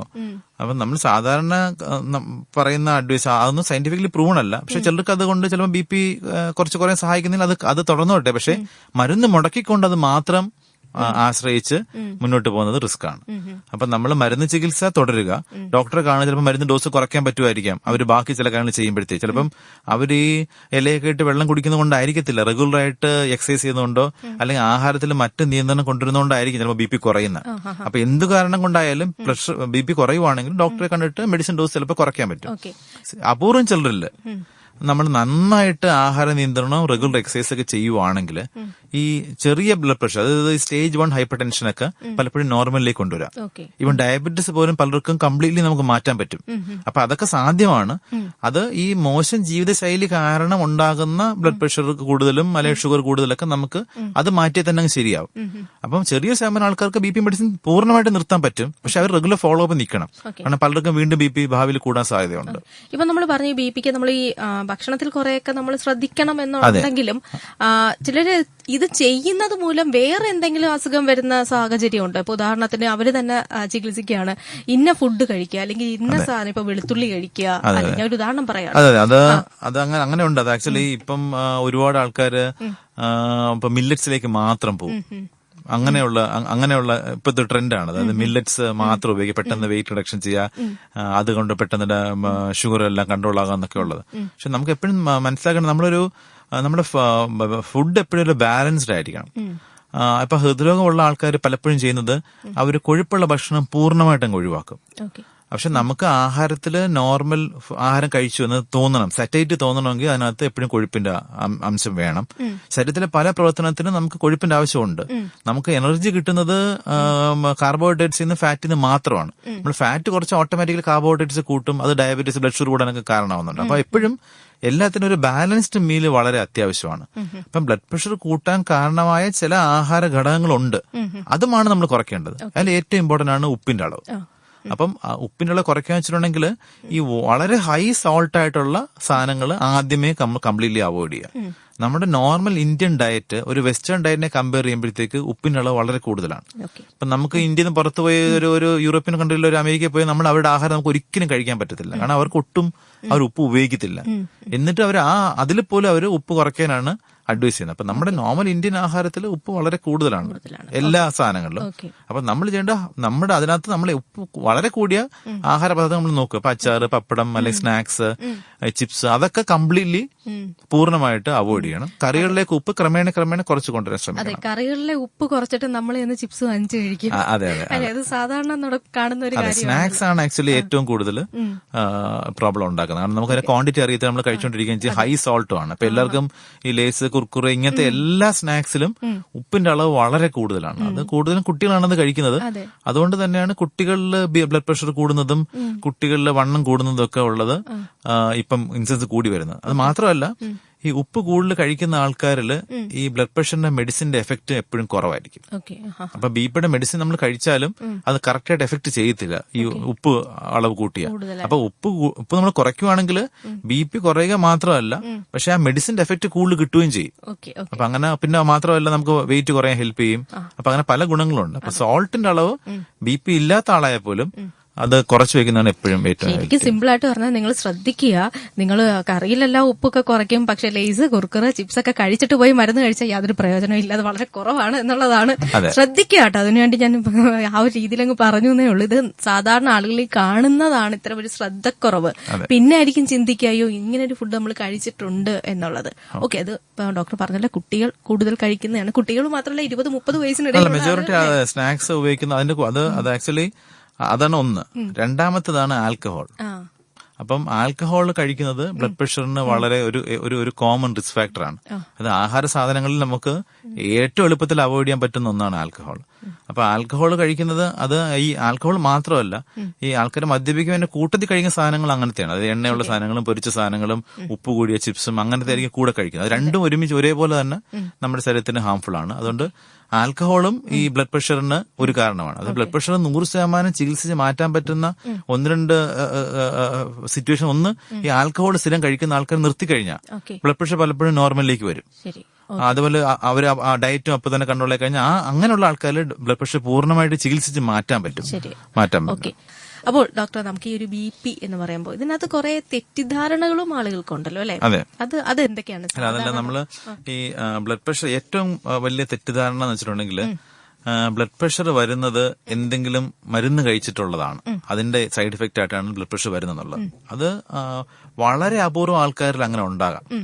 ഉദാഹരണത്തിന് ഇപ്പം സ്റ്റിറോയിഡ് മരുന്നുകൾ ഈ ലോങ് ടേമിൽ കഴിക്കേണ്ടി വരുന്ന ചില ആൾക്കാരുണ്ട്. ചിലർക്ക് ചില സ്കിൻ ഡിസീസോ അല്ലെങ്കിൽ ചില അസുഖങ്ങളുണ്ട്. അപ്പം ആർത്രൈറ്റിസ് ഉള്ള ആൾക്കാരുണ്ട്. അവർക്ക് തുടർച്ചയായിട്ട് വർഷങ്ങളെ സ്റ്റിറോയിഡ് ടാബ്ലറ്റ്സ് കഴിക്കേണ്ടി വരും. അങ്ങനെയാണെങ്കിൽ സ്റ്റിറോയിഡ് ഇൻഡ്യൂസ് ആയിട്ടുള്ള ഈ ബ്ലഡ് പ്രഷർ കൂടാം, അല്ലെങ്കിൽ ബ്ലഡ് ഷുഗർ കൂടാം, അങ്ങനെ ഉണ്ടാകാം. ഇപ്പൊ ചിലർക്ക് എറിത്രോപോയിൻ ഇഞ്ചക്ഷൻ എടുക്കണം, കിഡ്നി അസുഖമുള്ള ആൾക്കാർക്ക്. ആ മെഡിസിനും ചില BP കുറച്ച് കൂട്ടാം. അങ്ങനെ ചില മെഡിസിൻസ് ഉണ്ട് ബ്ലഡ് പ്രഷർ കൂട്ടാൻ സാധ്യതയുള്ള, പക്ഷെ അത് വളരെ അപൂർവമാണ്. മെജോറിറ്റി ആൾക്കാർക്ക് ഒരു മരുന്ന് കാരണം വരുന്നതല്ല ഈ ബ്ലഡ് പ്രഷർ. നമുക്ക് അതിലേക്ക് വരാം. നമുക്കൊരു കോൾ ഉണ്ട്. ഹലോ ഹലോ, നമസ്കാരം. ഡോക്ടറോട് ഇരിക്കാൻ പരിപാടിയിലേക്ക് സ്വാഗതം. പേരൊന്ന് പറയണേ. ഹലോ, എന്റെ പേര് രാധാകൃഷ്ണൻ. നമസ്കാരം, ചോദിച്ചോളൂ. ഞാനൊരു 10-15 വർഷമായിട്ട് BPയുടെ മരുന്ന് കഴിച്ചോണ്ടിരിക്കുന്ന ആളാണ്. സെൽവാസ് 40 ആണ് കഴിക്കുന്നത്. രാവിലെയും വൈകിട്ടും ഓരോ ടാബ്ലറ്റ്. പക്ഷേ ദൈവത്തിനാൽ വലിയ പ്രശ്നങ്ങളൊന്നും ഇല്ലാതെ പോയിക്കൊണ്ടിരിക്കുകയാണ്. അതിന്റെ കൂടെ എനിക്ക് ഷുഗർ ഉണ്ട്, കൊളസ്ട്രോളിന്റെ ഇതുണ്ട്. അതിന്റെയും മരുന്ന് കഴിക്കുന്നുണ്ട്. പക്ഷെ ഞാൻ ദിവസവും ഒരു 1 hour രാവിലെ നടക്കാൻ പോവുകയൊക്കെ ചെയ്യുന്നുണ്ട്. ഫുഡാണെങ്കിൽ രാവിലെയും വൈകിട്ടും ഗോതമ്പിന്റെ ഫുഡും ഉച്ചയ്ക്ക് മാത്രമേ ഒരല്പം ചോറും അങ്ങനെയാണ് കഴിക്കുന്നത്. അപ്പൊ ഇതിൽ ഇനിയും വേറെ വല്ലതും കുറെ കാലമായി ടെസ്റ്റ് ചെയ്തിട്ട് എനിക്ക് വലിയ പ്രശ്നമില്ലാത്ത. അതല്ല നമ്മള് പുറമേ നമുക്ക് വലിയ ബുദ്ധിമുട്ട് തോന്നില്ലെങ്കിലും അറ്റ്ലീസ്റ്റ് ഈ വർഷത്തിൽ ഒരിക്കലെങ്കിലും നമ്മൾ ചെക്കപ്പ് ചെയ്യണം. ഈ ഡയബറ്റീസും കൊളസ്ട്രോളും BP ഉണ്ടെങ്കിൽ ഐഡിയലി 3 മാസം ഒരിക്കലും ഇതെല്ലാം ഒന്ന് ചെക്ക് ചെയ്യണം. ഷുഗർ ലെവൽ എത്രയാണ്, BP എത്രയാണ്, കൊളസ്ട്രോൾ ലെവൽ 6 മാസം ഒരിക്കലോ വർഷത്തിൽ ഒരിക്കലോ എങ്കിലും നോക്കണം. ഇപ്പൊ BPയും ഷുഗറും 3 മാസം ഒരിക്കലെങ്കിലും, കൊളസ്ട്രോൾ 6 മാസത്തിലോ വർഷത്തിൽ ഒരിക്കലെങ്കിലും നോക്കണം. കിഡ്നി ഫംഗ്ഷൻ ഒക്കെ 6 മാസം ഒരിക്കൽ ചെക്ക് ചെയ്യണം. അപ്പൊ 6 മാസം ഒരിക്കലെങ്കിലും പോയിട്ട് എല്ലാ ടെസ്റ്റുകളും ചെയ്യുന്നതാണ് ഏറ്റവും നല്ലത്. ഇത് കറക്റ്റാണ് പോകുന്നത്. ഡയറ്റ് ഉണ്ട്, എക്സസൈസിൽ ചെയ്യുന്നുണ്ട്, മെഡിസിൻസ് കഴിക്കുന്നുണ്ട്. പക്ഷെ എന്നാലും നമ്മൾ 6 മാസം ഒരിക്കലും ഒരു ചെക്കപ്പ് ചെയ്യുന്നതാണ് എപ്പോഴും സേഫ്. ഫുഡിലാണെങ്കിലും ഉപ്പ് വളരെ കുറച്ചാണ് ഉപയോഗിക്കുന്നത്. വളരെ നല്ലത്. അത് നമ്മള് അതെല്ലാം ഇപ്പം നമ്മുടെ സൈഡിൽ ചെയ്യാൻ പറ്റുന്നതെല്ലാം കറക്റ്റായിട്ട് ചെയ്തുകൊണ്ടിരിക്കുകയാണ്. അതെല്ലാം അത് മതിയോ ഇല്ലയോ എന്ന് അറിയണമെങ്കിൽ നമുക്ക് ഈ 6 മാസം ഒരിക്കൽ ബ്ലഡ് പരിശോധനയൊക്കെ ചെയ്ത് നോക്കുന്നതാണ് നല്ലത്. അതെ, BP ഒക്കെ ചെക്ക് ചെയ്യണം. ഓക്കെ. അപ്പൊ കേട്ടുകൊണ്ടിരിക്കുന്ന ഡോക്ടറോട് ഇരിക്കാൻ തത്സമയ ഫോണിംഗ് പ്രോഗ്രാമാണ്. ഇതുപോലെയുണ്ടോ BPക്ക് മരുന്ന് കഴിക്കുന്ന ഒരുപാട് ശ്രോതാക്കൾ നമുക്കിടയിലുണ്ട്. അപ്പൊ നിങ്ങൾക്ക് ഇതുപോലെയുള്ള ഒരുപാട് സംശയങ്ങളുണ്ട്. ശ്രീലക്ഷ്മി ചോദിക്കും എന്ന് കരുതിയിട്ട് നിങ്ങൾ കേട്ടുകൊണ്ടിരിക്കരുത്. ചോദ്യങ്ങൾ ചോദിച്ചോളൂ. ഇല്ലെങ്കിൽ പിന്നെ ഈ പരിപാടി കഴിയുമ്പോൾ എന്റെ BP ചെക്ക് ചെയ്യേണ്ടി വരും, കാരണം എന്റെ BP കൂടും. ഞാനിങ്ങനെ ചോദ്യം കണ്ടുപിടിക്കണ്ടേ?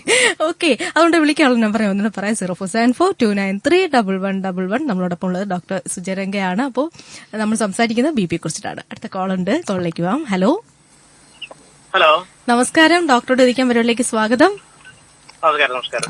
സംസാരിച്ചു ഡോക്ടറെ. ഡോക്ടറെ, ഞാൻ ബേസിക്കലി ഒരു ഷുഗർ പേഷ്യന്റ് ആണ്. എത്ര വയസ്സാണ്? കൂട്ടത്തിൽ എനിക്ക് 51 വയസ്സുണ്ട്. അന്നേരം സ്വാഭാവികമായിട്ട് ഷുഗർ വരുമ്പോഴത്തേക്ക് പ്രഷറിന്റെ മരുന്നും കൊളസ്ട്രോളിന്റെ മരുന്നും കഴിക്കുമല്ലോ. അതായത് ഇപ്പൊ 40 വയസ്സിന് മുകളിലുള്ള ആളാണെങ്കിൽ ഡയബറ്റീസ് ഉണ്ട്. അപ്പൊ നമ്മൾ കൊളസ്ട്രോൾ ചെക്ക് ചെയ്യുമ്പോഴത്തേക്ക് ബ്ലഡിലെ LDL കൊളസ്ട്രോൾ 70 മുകളിലാണെങ്കിൽ അതിന് മെഡിസിൻ കഴിക്കണം എന്നാണ്. അതെ.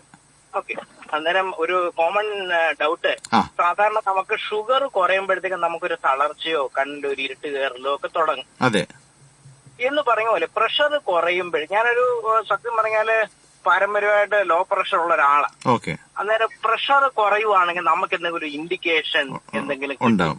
അത് ഈ പറയുന്ന പോലെ തന്നെ സംഭവിക്കും. അതായത് നമുക്ക് അമിതമായിട്ടുള്ള ക്ഷീണം ഉണ്ടാകാം. ഇരുന്നെണീക്കുമ്പോഴോ കിടന്നെണീക്കുമ്പോഴോ കണ്ണി ഇരുട്ട് കയറുന്ന പോലെയൊക്കെ തോന്നാം. അതാണ് സാധാരണ ഈ ബ്ലഡ് പ്രഷർ കുറയുമ്പോൾ ഉണ്ടാകുന്ന സിംറ്റം. ശരി. അപ്പൊ ഇത് ഷുഗർ കുറയുമ്പോൾ വ്യത്യാസം, ഷുഗർ കുറയുമ്പോൾ നമുക്ക് ഭയങ്കര വേർപ്പും ഭയങ്കര വിശപ്പും നെഞ്ചിരിപ്പും ഒക്കെ തോന്നാം. BP പറയുമ്പോൾ അതൊന്നും തോന്നണമെന്നില്ല. പക്ഷെ ഇതുപോലെ അമിതമായിട്ടുള്ള ക്ഷീണവും ഇരുന്നെണീക്കുമ്പോഴത്തേക്ക് കിടന്നെണീക്കുമ്പോഴൊക്കെ തലകറക്കോ കണ്ണീരിട്ട് കയറുന്ന പോലെ തോന്നുവാണെങ്കിൽ നമുക്ക് BP ചെക്ക് ചെയ്ത് നോക്കണം. ചിലപ്പോൾ BP കുറവായിരിക്കും. സമയത്ത് ഒരു പ്രിക്കോഷൻ മെഷറായിട്ട് നമ്മൾ എന്തോ ചെയ്യേണ്ടത്? ഇപ്പൊ നമ്മുടെ അടുത്ത് ആരുമില്ല. അല്ല, അതായത് ബ്ലഡ് പ്രഷർ കുറവാണെങ്കിൽ നമുക്ക് അത് ആ സമയത്ത് കൂട്ടാനായിട്ട് നമ്മൾ കുറച്ച് ഉപ്പിട്ട നാരങ്ങ അല്ലെങ്കിൽ ഉപ്പിട്ട കഞ്ഞിവെള്ളം അങ്ങനെ എന്തെങ്കിലും ഒരു സോൾട്ടഡ് ഫ്ലൂയിഡ് എടുക്കണം. അപ്പൊ അങ്ങനെ ആകുമ്പോഴത്തേക്ക് ബ്ലഡ് പ്രഷർ കുറച്ച് കൂടും. പിന്നെ റെസ്റ്റ് എടുക്കുക എന്നുള്ളതേ ഉള്ളൂ. ഓക്കെ, അപ്പോ വിളിച്ചതിൽ സന്തോഷം. ഡോക്ടർ, ഇപ്പൊ നമ്മൾ ഈ പറഞ്ഞ പോലെ നമുക്ക് BP ഉണ്ട് എന്ന് നമുക്കറിയാം. ചിലർക്ക് കുറവായിരിക്കാം, ചിലർക്ക് കൂടുതലായിരിക്കാം. പക്ഷെ ഇതിനകത്ത് എനിക്ക് 2 ചോദ്യമാണ്. ഒന്ന് ലക്ഷണം, നമുക്കറിയാൻ പറ്റുന്ന ലക്ഷണം. പക്ഷെ അതിനു മുമ്പ് എനിക്ക് ചോദിക്കാനുള്ളത്, പലരും ഈ ലക്ഷണം കണ്ടിട്ട് ഇത് തന്നെയാണ് BP തന്നെയാണല്ലേ, എനിക്ക് കുറഞ്ഞതാണ് കൂടിയതാണെന്ന് കരുതി അവര് തന്നെ ചില കാര്യങ്ങൾ ചെയ്യും. ചിലർ ഉപ്പെടുത്ത് കഴിക്കുന്നുണ്ട് അല്ലെ? പക്ഷെ എല്ലാ ലക്ഷണവും അത് തന്നെ അല്ല. അതാണ് ഇതിനകത്ത് പലപ്പോഴും ചിലർ പറയും എനിക്ക് തലകറക്കം തോന്നി, അപ്പൊ ഞാൻ ഒരു BP ഗുളിക എക്സ്ട്രാ എടുത്ത് കഴിച്ചു. പക്ഷെ ബ്ലഡ് പ്രഷർ കുറഞ്ഞിരുന്നാലും തലകറക്കം തോന്നാം. അപ്പൊ ആ സമയത്ത് ആ തലകറക്കം ബ്ലഡ് പ്രഷർ കുറഞ്ഞതിന്റെ ആണെങ്കിൽ ആ എക്സ്ട്രാ ഒരു BP ഗുളിക എടുത്ത് കഴിച്ചു കഴിഞ്ഞാൽ BP പിന്നെയും കുറഞ്ഞു പോകത്തേ ഉള്ളൂ. അപ്പൊ അങ്ങനെ ഒരിക്കലും ചെയ്യാൻ പാടില്ല. അപ്പൊ നമ്മള് ജസ്റ്റ് ആ സമയത്തെ ലക്ഷണം കൊണ്ട് നമ്മൾ ഗുളിക തനിയെ എടുത്ത് കഴിക്കുന്നത് അത് ശരിയായിട്ടുള്ള ഇതല്ല. അതെപ്പോഴും നമ്മൾ അങ്ങനെയാണെങ്കിൽ ഡോക്ടറെ പോയി എടുത്ത് പോയി ചെക്കപ്പ് ചെയ്യുക ചെയ്യുക. അതല്ല, വീട്ടിൽ BP നോക്കുന്ന മെഷീൻ ഉണ്ടെങ്കിൽ നമുക്ക് വീട്ടിൽ ചെക്ക് ചെയ്ത് നോക്കാം. ഇപ്പൊ BP വളരെ കൂടുതലേ കാണുവാണെങ്കിൽ നമുക്ക് ചിലപ്പോൾ മെഡിസിൻ എക്സ്ട്രാ ചിലപ്പോൾ കഴിച്ചാൽ കുഴപ്പമില്ല എന്നായിരിക്കാം. പക്ഷെ എപ്പോഴും ഒരു നമ്മൾ ഇത് ആയിരിക്കാം എന്നുള്ള അനുമാനം കൊണ്ട് മരുന്നെടുത്ത് എക്സ്ട്രാ കഴിക്കുന്നത് സേഫ് അല്ല. അതെ, അതേപോലെ തന്നെ ഇപ്പൊ ഈ കുറഞ്ഞു പോകുന്നവർ ഉപ്പെടുത്ത് കഴിക്കുന്ന കണ്ടിട്ടുണ്ട്. അതും അവർ അസ്യൂം ചെയ്യുന്നത്. ഇപ്പൊ പെട്ടെന്ന് ഇപ്പൊ ഒരു ക്ഷീണം പോലെ തോന്നി ഉടനെ കുറച്ച് ഉപ്പെടുത്താൻ കഴിക്കുക. പക്ഷെ പലപ്പോഴും ചിലപ്പോൾ BP ചിലപ്പോൾ കൂടുതലായിരിക്കും ആ സമയത്ത്. അത് നമുക്ക് അറിയാൻ പറ്റത്തില്ല ക്ഷീണം വരുന്നത് BP കുറഞ്ഞതിന്റെ ആണോ എന്നുള്ളത്. അപ്പൊ അതുകൊണ്ട് നമ്മൾ റെഗുലർ ചെക്കപ്പ് ചെയ്യുന്നതിന് അത്യാവശ്യം ഇതൊക്കെയാണ്. അപ്പൊ റെഗുലർ ചെക്കപ്പിൽ നമ്മളിപ്പം ബ്ലഡ് പ്രഷർ നമ്മുടെ നോർമൽ റേഞ്ചിലുള്ള ആൾക്ക് ഒരിക്കലും പെട്ടെന്ന് ഒരു ദിവസം BP ഭയങ്കരമായിട്ടും കുറഞ്ഞു പോകത്തില്ല. അതായത് റെഗുലർ ചെക്കപ്പിൽ BP കൺട്രോൾ ആണെങ്കിൽ ഒരിക്കലും പെട്ടെന്ന് മറ്റു കാരണം ഇല്ലാതെ BP വളരെ കൂടാനുള്ള സാധ്യതയും കുറവാണ്. അപ്പൊ നമ്മൾ ആഹാരത്തിൽ പെട്ടെന്ന് ഇതുപോലെ പലരും പറയും എന്റെ ആഹാരം എല്ലാം കൺട്രോൾഡാ, അപ്പൊ ഇന്ന് ഇപ്പൊ BP പക്ഷെ കൂടുതലാണ്, മെഡിസിൻ സ്കിപ്പ് ചെയ്തിട്ടില്ല. അപ്പൊ ഡോക്ടർ ഞാനത് കുറച്ച് ഉപ്പിലിട്ട നാരങ്ങ ഇപ്പൊ എല്ലാ ദിവസവും കഴിക്കുന്നു, അല്ലെ ഉപ്പിലിട്ട മാങ്ങ എല്ലാ ദിവസവും കഴിക്കുന്നുണ്ട്. അപ്പൊ അങ്ങനെ ചിലത് നമ്മൾ ചെയ്യുന്നുണ്ടാവും. അപ്പൊ അതാണ് നമ്മൾ കണ്ടുപിടിക്കേണ്ടത്. അത് നമ്മൾ ക്ലിയർ ചെയ്യണം. പക്ഷെ അങ്ങനെ അല്ലാതെ റെഗുലർ ആയിട്ട് എല്ലാം ഡയറ്റ് ഒക്കെ പോകുന്ന ഒരാൾക്ക് പെട്ടെന്ന് ഒരു ദിവസം BP ഭയങ്കര കുറഞ്ഞു പോവോ ഭയങ്കര കൂടി പോകാനുള്ള ചാൻസ് കുറവാണ്. നമ്മളിപ്പോ ഡയറ്റിന്റെ കാര്യം പറഞ്ഞു, അത് പറഞ്ഞപ്പോൾ എനിക്ക് ഓർമ്മ, ഇപ്പൊ പലരും ഈ സൗന്ദര്യമൊക്കെ നോക്കുന്നതിന് വേണ്ടി അവർ തന്നെ ഒരു ഡയറ്റ് ഉണ്ടാവാം. ചിലര് നല്ല ഒരു പക്ഷേ നല്ലൊരു അഡ്വൈസ് ഉണ്ടായിരിക്കാം അവർക്ക് ഇന്നത് ഉപയോഗിക്കുക. ചിലർ അങ്ങനെയല്ല, കേട്ടിട്ട് ചെയ്യുന്നവരുണ്ടാകാം. ഇത് ഇത്തരം BP ഒക്കെ ഉള്ളവരെ എത്രത്തോളം ബാധിച്ചേക്കാം? അല്ല, അതല്ല, ഈ പലരും ഇപ്പൊ അതിലേക്ക് വരാൻ ഒരു കോൾ ഉണ്ട്. ഹലോ ഹലോ ഹലോ നമസ്കാരം. ഡോക്ടറോട് ചോദിക്കാൻ പരിപാടിയിലേക്ക് സ്വാഗതം. സംസാരിച്ചോളൂ ഡോക്ടർ. ചോദിച്ചോളൂ. ഞാന് ഈ പാൻക്രിയാസിന്റെ ഒരു ഗുളിക കഴിക്കുന്നുണ്ട് കേട്ടോ. ഓക്കെ. അത് ഇപ്പൊ ഞാനിപ്പോ ഷുഗർ ടെസ്റ്റ് ചെയ്തപ്പോഴേ 138 വന്നു. ഫാസ്റ്റിംഗ് ഷുഗർ അത് കൂടുതലാണ്. പിന്നെ അതുപോലെ കൊളസ്ട്രോള് 219 വന്നു. അതെ, അതും നോർമലെക്കാട്ട് കൂടുതലാണ്. അതെ. അപ്പൊ അത് നമ്മൾ ഡയബറ്റിസ് ഉണ്ട്, പാൻക്രിയാസിൽ തകരാറുള്ള ആൾക്കാർ, അതായത് പാൻക്രിയാസ് കാൽസിഫിക്കേഷൻ ഉള്ളവരോ അല്ലെങ്കിൽ പാൻക്രിയാസിന്റെ പ്രവർത്തനം കുറഞ്ഞ ആൾക്കാരിൽ ഡയബറ്റിസ് അതെ. അപ്പൊ സെക്കൻഡറി ഡയബറ്റിസ് എന്ന് പറയാം. അത് ഒരു കാരണം കൊണ്ട് വരുന്നതാണ്. അപ്പം അങ്ങനെയുള്ള ആൾക്കാർക്ക് ഡയബറ്റിസ് ചാൻസ് കൂടുതലാണ്ട് എപ്പോഴും ബ്ലഡ് ഷുഗർ ചെക്ക് ചെയ്യണം. അപ്പൊ നിങ്ങൾ ചെയ്യേണ്ടത്, നമുക്ക് ഈ 3 മാസത്തെ ആവറേജ് ഷുഗർ നോക്കുന്ന പരിശോധന ഉണ്ട്, HbA1c എന്ന ടെസ്റ്റ്. അപ്പൊ HbA1c ടെസ്റ്റ് ചെയ്ത് നോക്കുക. അത് വളരെ കൂടുതലാണെങ്കിൽ ചിലപ്പോൾ മരുന്ന് ചികിത്സ വേണ്ടിവരും. അത് ബോർഡർ ലൈനാണ് നിൽക്കുന്നതെങ്കിൽ ചിലപ്പോൾ കുറച്ച് ആഹാരം കൺട്രോളൊക്കെ ചെയ്താൽ ചിലപ്പം ഷുഗർ കുറച്ച് കൺട്രോൾ ചെയ്യാൻ പറ്റുമായിരിക്കും. അപ്പൊ എന്തായാലും 138 ഷുഗർ കൂടുതലാണ്. അപ്പൊ കൂടുതൽ ചെക്കപ്പ് എന്തായാലും ചെയ്യണം. അതുകൊണ്ട് ഞാനിപ്പോ ഈ ഗുളിക ആദ്യം ഈ ഗുളിക കഴിച്ചതിന് ശേഷം എനിക്ക് ഈ ഷുഗർ 480 വന്നായിരുന്നു. ഓക്കെ. അപ്പൊ അങ്ങനെ ഞാൻ ഡോക്ടറെ കണ്ടപ്പോഴാണ് ഇതുപോലെ ഇൻസുലിൻ എടുക്കണമെന്ന് പറഞ്ഞു. ഓക്കെ, ശരി. അങ്ങനെ ഞാനിപ്പം രാവിലെയും വൈകിട്ടും ഇൻസുലിൻ എടുക്കുന്നുണ്ട്. ഓക്കെ, ശരി. ഇൻസുലിൻ അതിനകത്ത് വല്ല വ്യത്യാസം വരുത്തണോ? ഇല്ല, അതല്ല, ഈ ഒരു വാല്യൂ വെച്ച് നോക്കിയിട്ട് നമ്മൾ ഇൻസുലിൻ ഡോസ് അഡ്ജസ്റ്റ് ചെയ്യേണ്ട. ഈ പറയുന്ന പോലെ ഫുഡിന് ശേഷമുള്ള ഷുഗർ നോക്കണം, HbA1c ടെസ്റ്റും ചെയ്തിട്ട് അതനുസരിച്ച് വേണം നമുക്ക് ഡോസ് ഇൻസുലിൻ ഡോസ് മാറ്റാനായിട്ട്. ഈ കൊളസ്ട്രോൾ 200 മുകളിലുള്ളതിന് വേണ്ടി മെഡിസിൻ കഴിക്കണം എന്തായാലും. ഡോക്ടറെ കാണണം. ഇൻസുലിൻ തന്നെ സാറേ അതെ, ഈ ഹ്യൂമൻ മിസ്റ്റാർഡ് ആണ് ഉപയോഗിച്ചോണ്ടിരുന്നത്. ഓക്കെ. അപ്പൊ നമ്മളിപ്പോ മെഡിക്കൽ സ്റ്റോറിൽ നിന്നപ്പോ ഈ ജന ഔഷധിയുടെ ഒരെണ്ണം ഉണ്ടല്ലോ, റേറ്റ് കുറഞ്ഞ, അപ്പൊ അത് എടുക്കുന്നോണ്ട് കുഴപ്പമുണ്ടോ? ഇല്ല, അതിനകത്ത് ഇപ്പൊ ഈ മെഡിസിൻ തമ്മിൽ ചെറിയ ക്വാളിറ്റി വ്യത്യാസങ്ങളൊക്കെ ഉണ്ടാവും. നമ്മുടെ ബ്ലഡ് ഷുഗർ എടുക്കുമ്പോഴത്തേക്ക് കൺട്രോൾ ആണെങ്കിൽ അത് തുടരുന്നതിൽ തെറ്റില്ല. പക്ഷെ ചിലർക്ക് അത് മാറി എടുക്കുമ്പോഴത്തേക്ക് ബ്ലഡ് ഷുഗർ കൂടുന്നുണ്ടാവും. അപ്പൊ അങ്ങനെയാണെങ്കിൽ പഴയതിലേക്ക് പോകുന്ന കണ്ടിന്യൂ ചെയ്യുന്നതായിരിക്കും നല്ലത്. ഓക്കെ, ശരി. ഓക്കെ, കേട്ടുകൊണ്ടിരിക്കുന്ന ഡോക്ടറോട് ചോദിക്കാം തത്സമയ ഫോണിൻ പ്രോഗ്രാമാണ്. വിളിക്കാൻ നമ്പർ 0474293111 0474293111. ഞാൻ വളരെ പതുക്കെയാണ് കേട്ടോ നമ്പർ പറഞ്ഞത്, കാരണം ആരെങ്കിലും എഴുതിയെടുത്തിട്ട് വിളിക്കണം എന്നുണ്ടെങ്കിൽ ഒന്ന് വളരെ പതുക്കെ പറഞ്ഞതാണ്. കാരണം സമയം ഇനി വളരെ കുറവാണല്ലോ. അപ്പൊ ആ ഒരു സമയത്തിൽ ചിലപ്പോൾ അത് വെച്ചിട്ട് നിങ്ങൾക്ക് വിളിക്കാൻ പറ്റാതെ പോയാൽ അത് എനിക്ക് വളരെ വിഷമമായിരിക്കും. അതുകൊണ്ട് ഞാൻ നമ്പർ ഒന്നും കൂടെ പറയാം. 0474293111. ഒരുപാട് പതുക്കെ പറയുമ്പോൾ പ്രശ്നം എന്താ പറയാ, ഞാൻ നമ്പർ മറന്നു. ആ ഒരു താളത്തിലാണ് ഞാൻ പൊക്കോണ്ടിരിക്കുന്നത്. ഓക്കെ, അപ്പൊ നമ്മൾ നേരത്തെ ഡയറ്റിന്റെ കാര്യം പറഞ്ഞില്ലേ? അല്ല, ഡയറ്റ് അതുപോലെ അത് നമ്മള് ഇതിന് ഒരു ബേസിക് ഒരു കോമൺ റൂൾസ് പാലിക്കണം എന്നുള്ളു. പലരും ചിലപ്പോൾ ഭയങ്കര സ്ട്രിക്റ്റ് ആയിട്ട് ഒരു മാസം ഡയറ്റ് നോക്കിയിട്ട് അടുത്ത മാസം കംപ്ലീറ്റ്ലി ആ ഡയറ്റ് അങ്ങ് സ്റ്റോപ്പ് ചെയ്യും. അപ്പം ലോങ് ടേമിൽ നമുക്ക് ഫോളോ ചെയ്യാൻ പറ്റുന്ന ഡയറ്റ് എപ്പോഴും നമ്മൾ ചെയ്യാവും. അതായത് പെട്ടെന്ന് വെയിറ്റ് കുറയ്ക്കാനായിട്ട് ഒരു മാസം ഇന്റർമീഡിയന്റ് ഫാസ്റ്റിംഗ് ചെയ്യും. അപ്പൊ 2 കിലോ വെയിറ്റ് കുറയും. പക്ഷെ അടുത്ത 6 മാസം കൊണ്ട് 3 കിലോ വെയിറ്റ് കൂടും.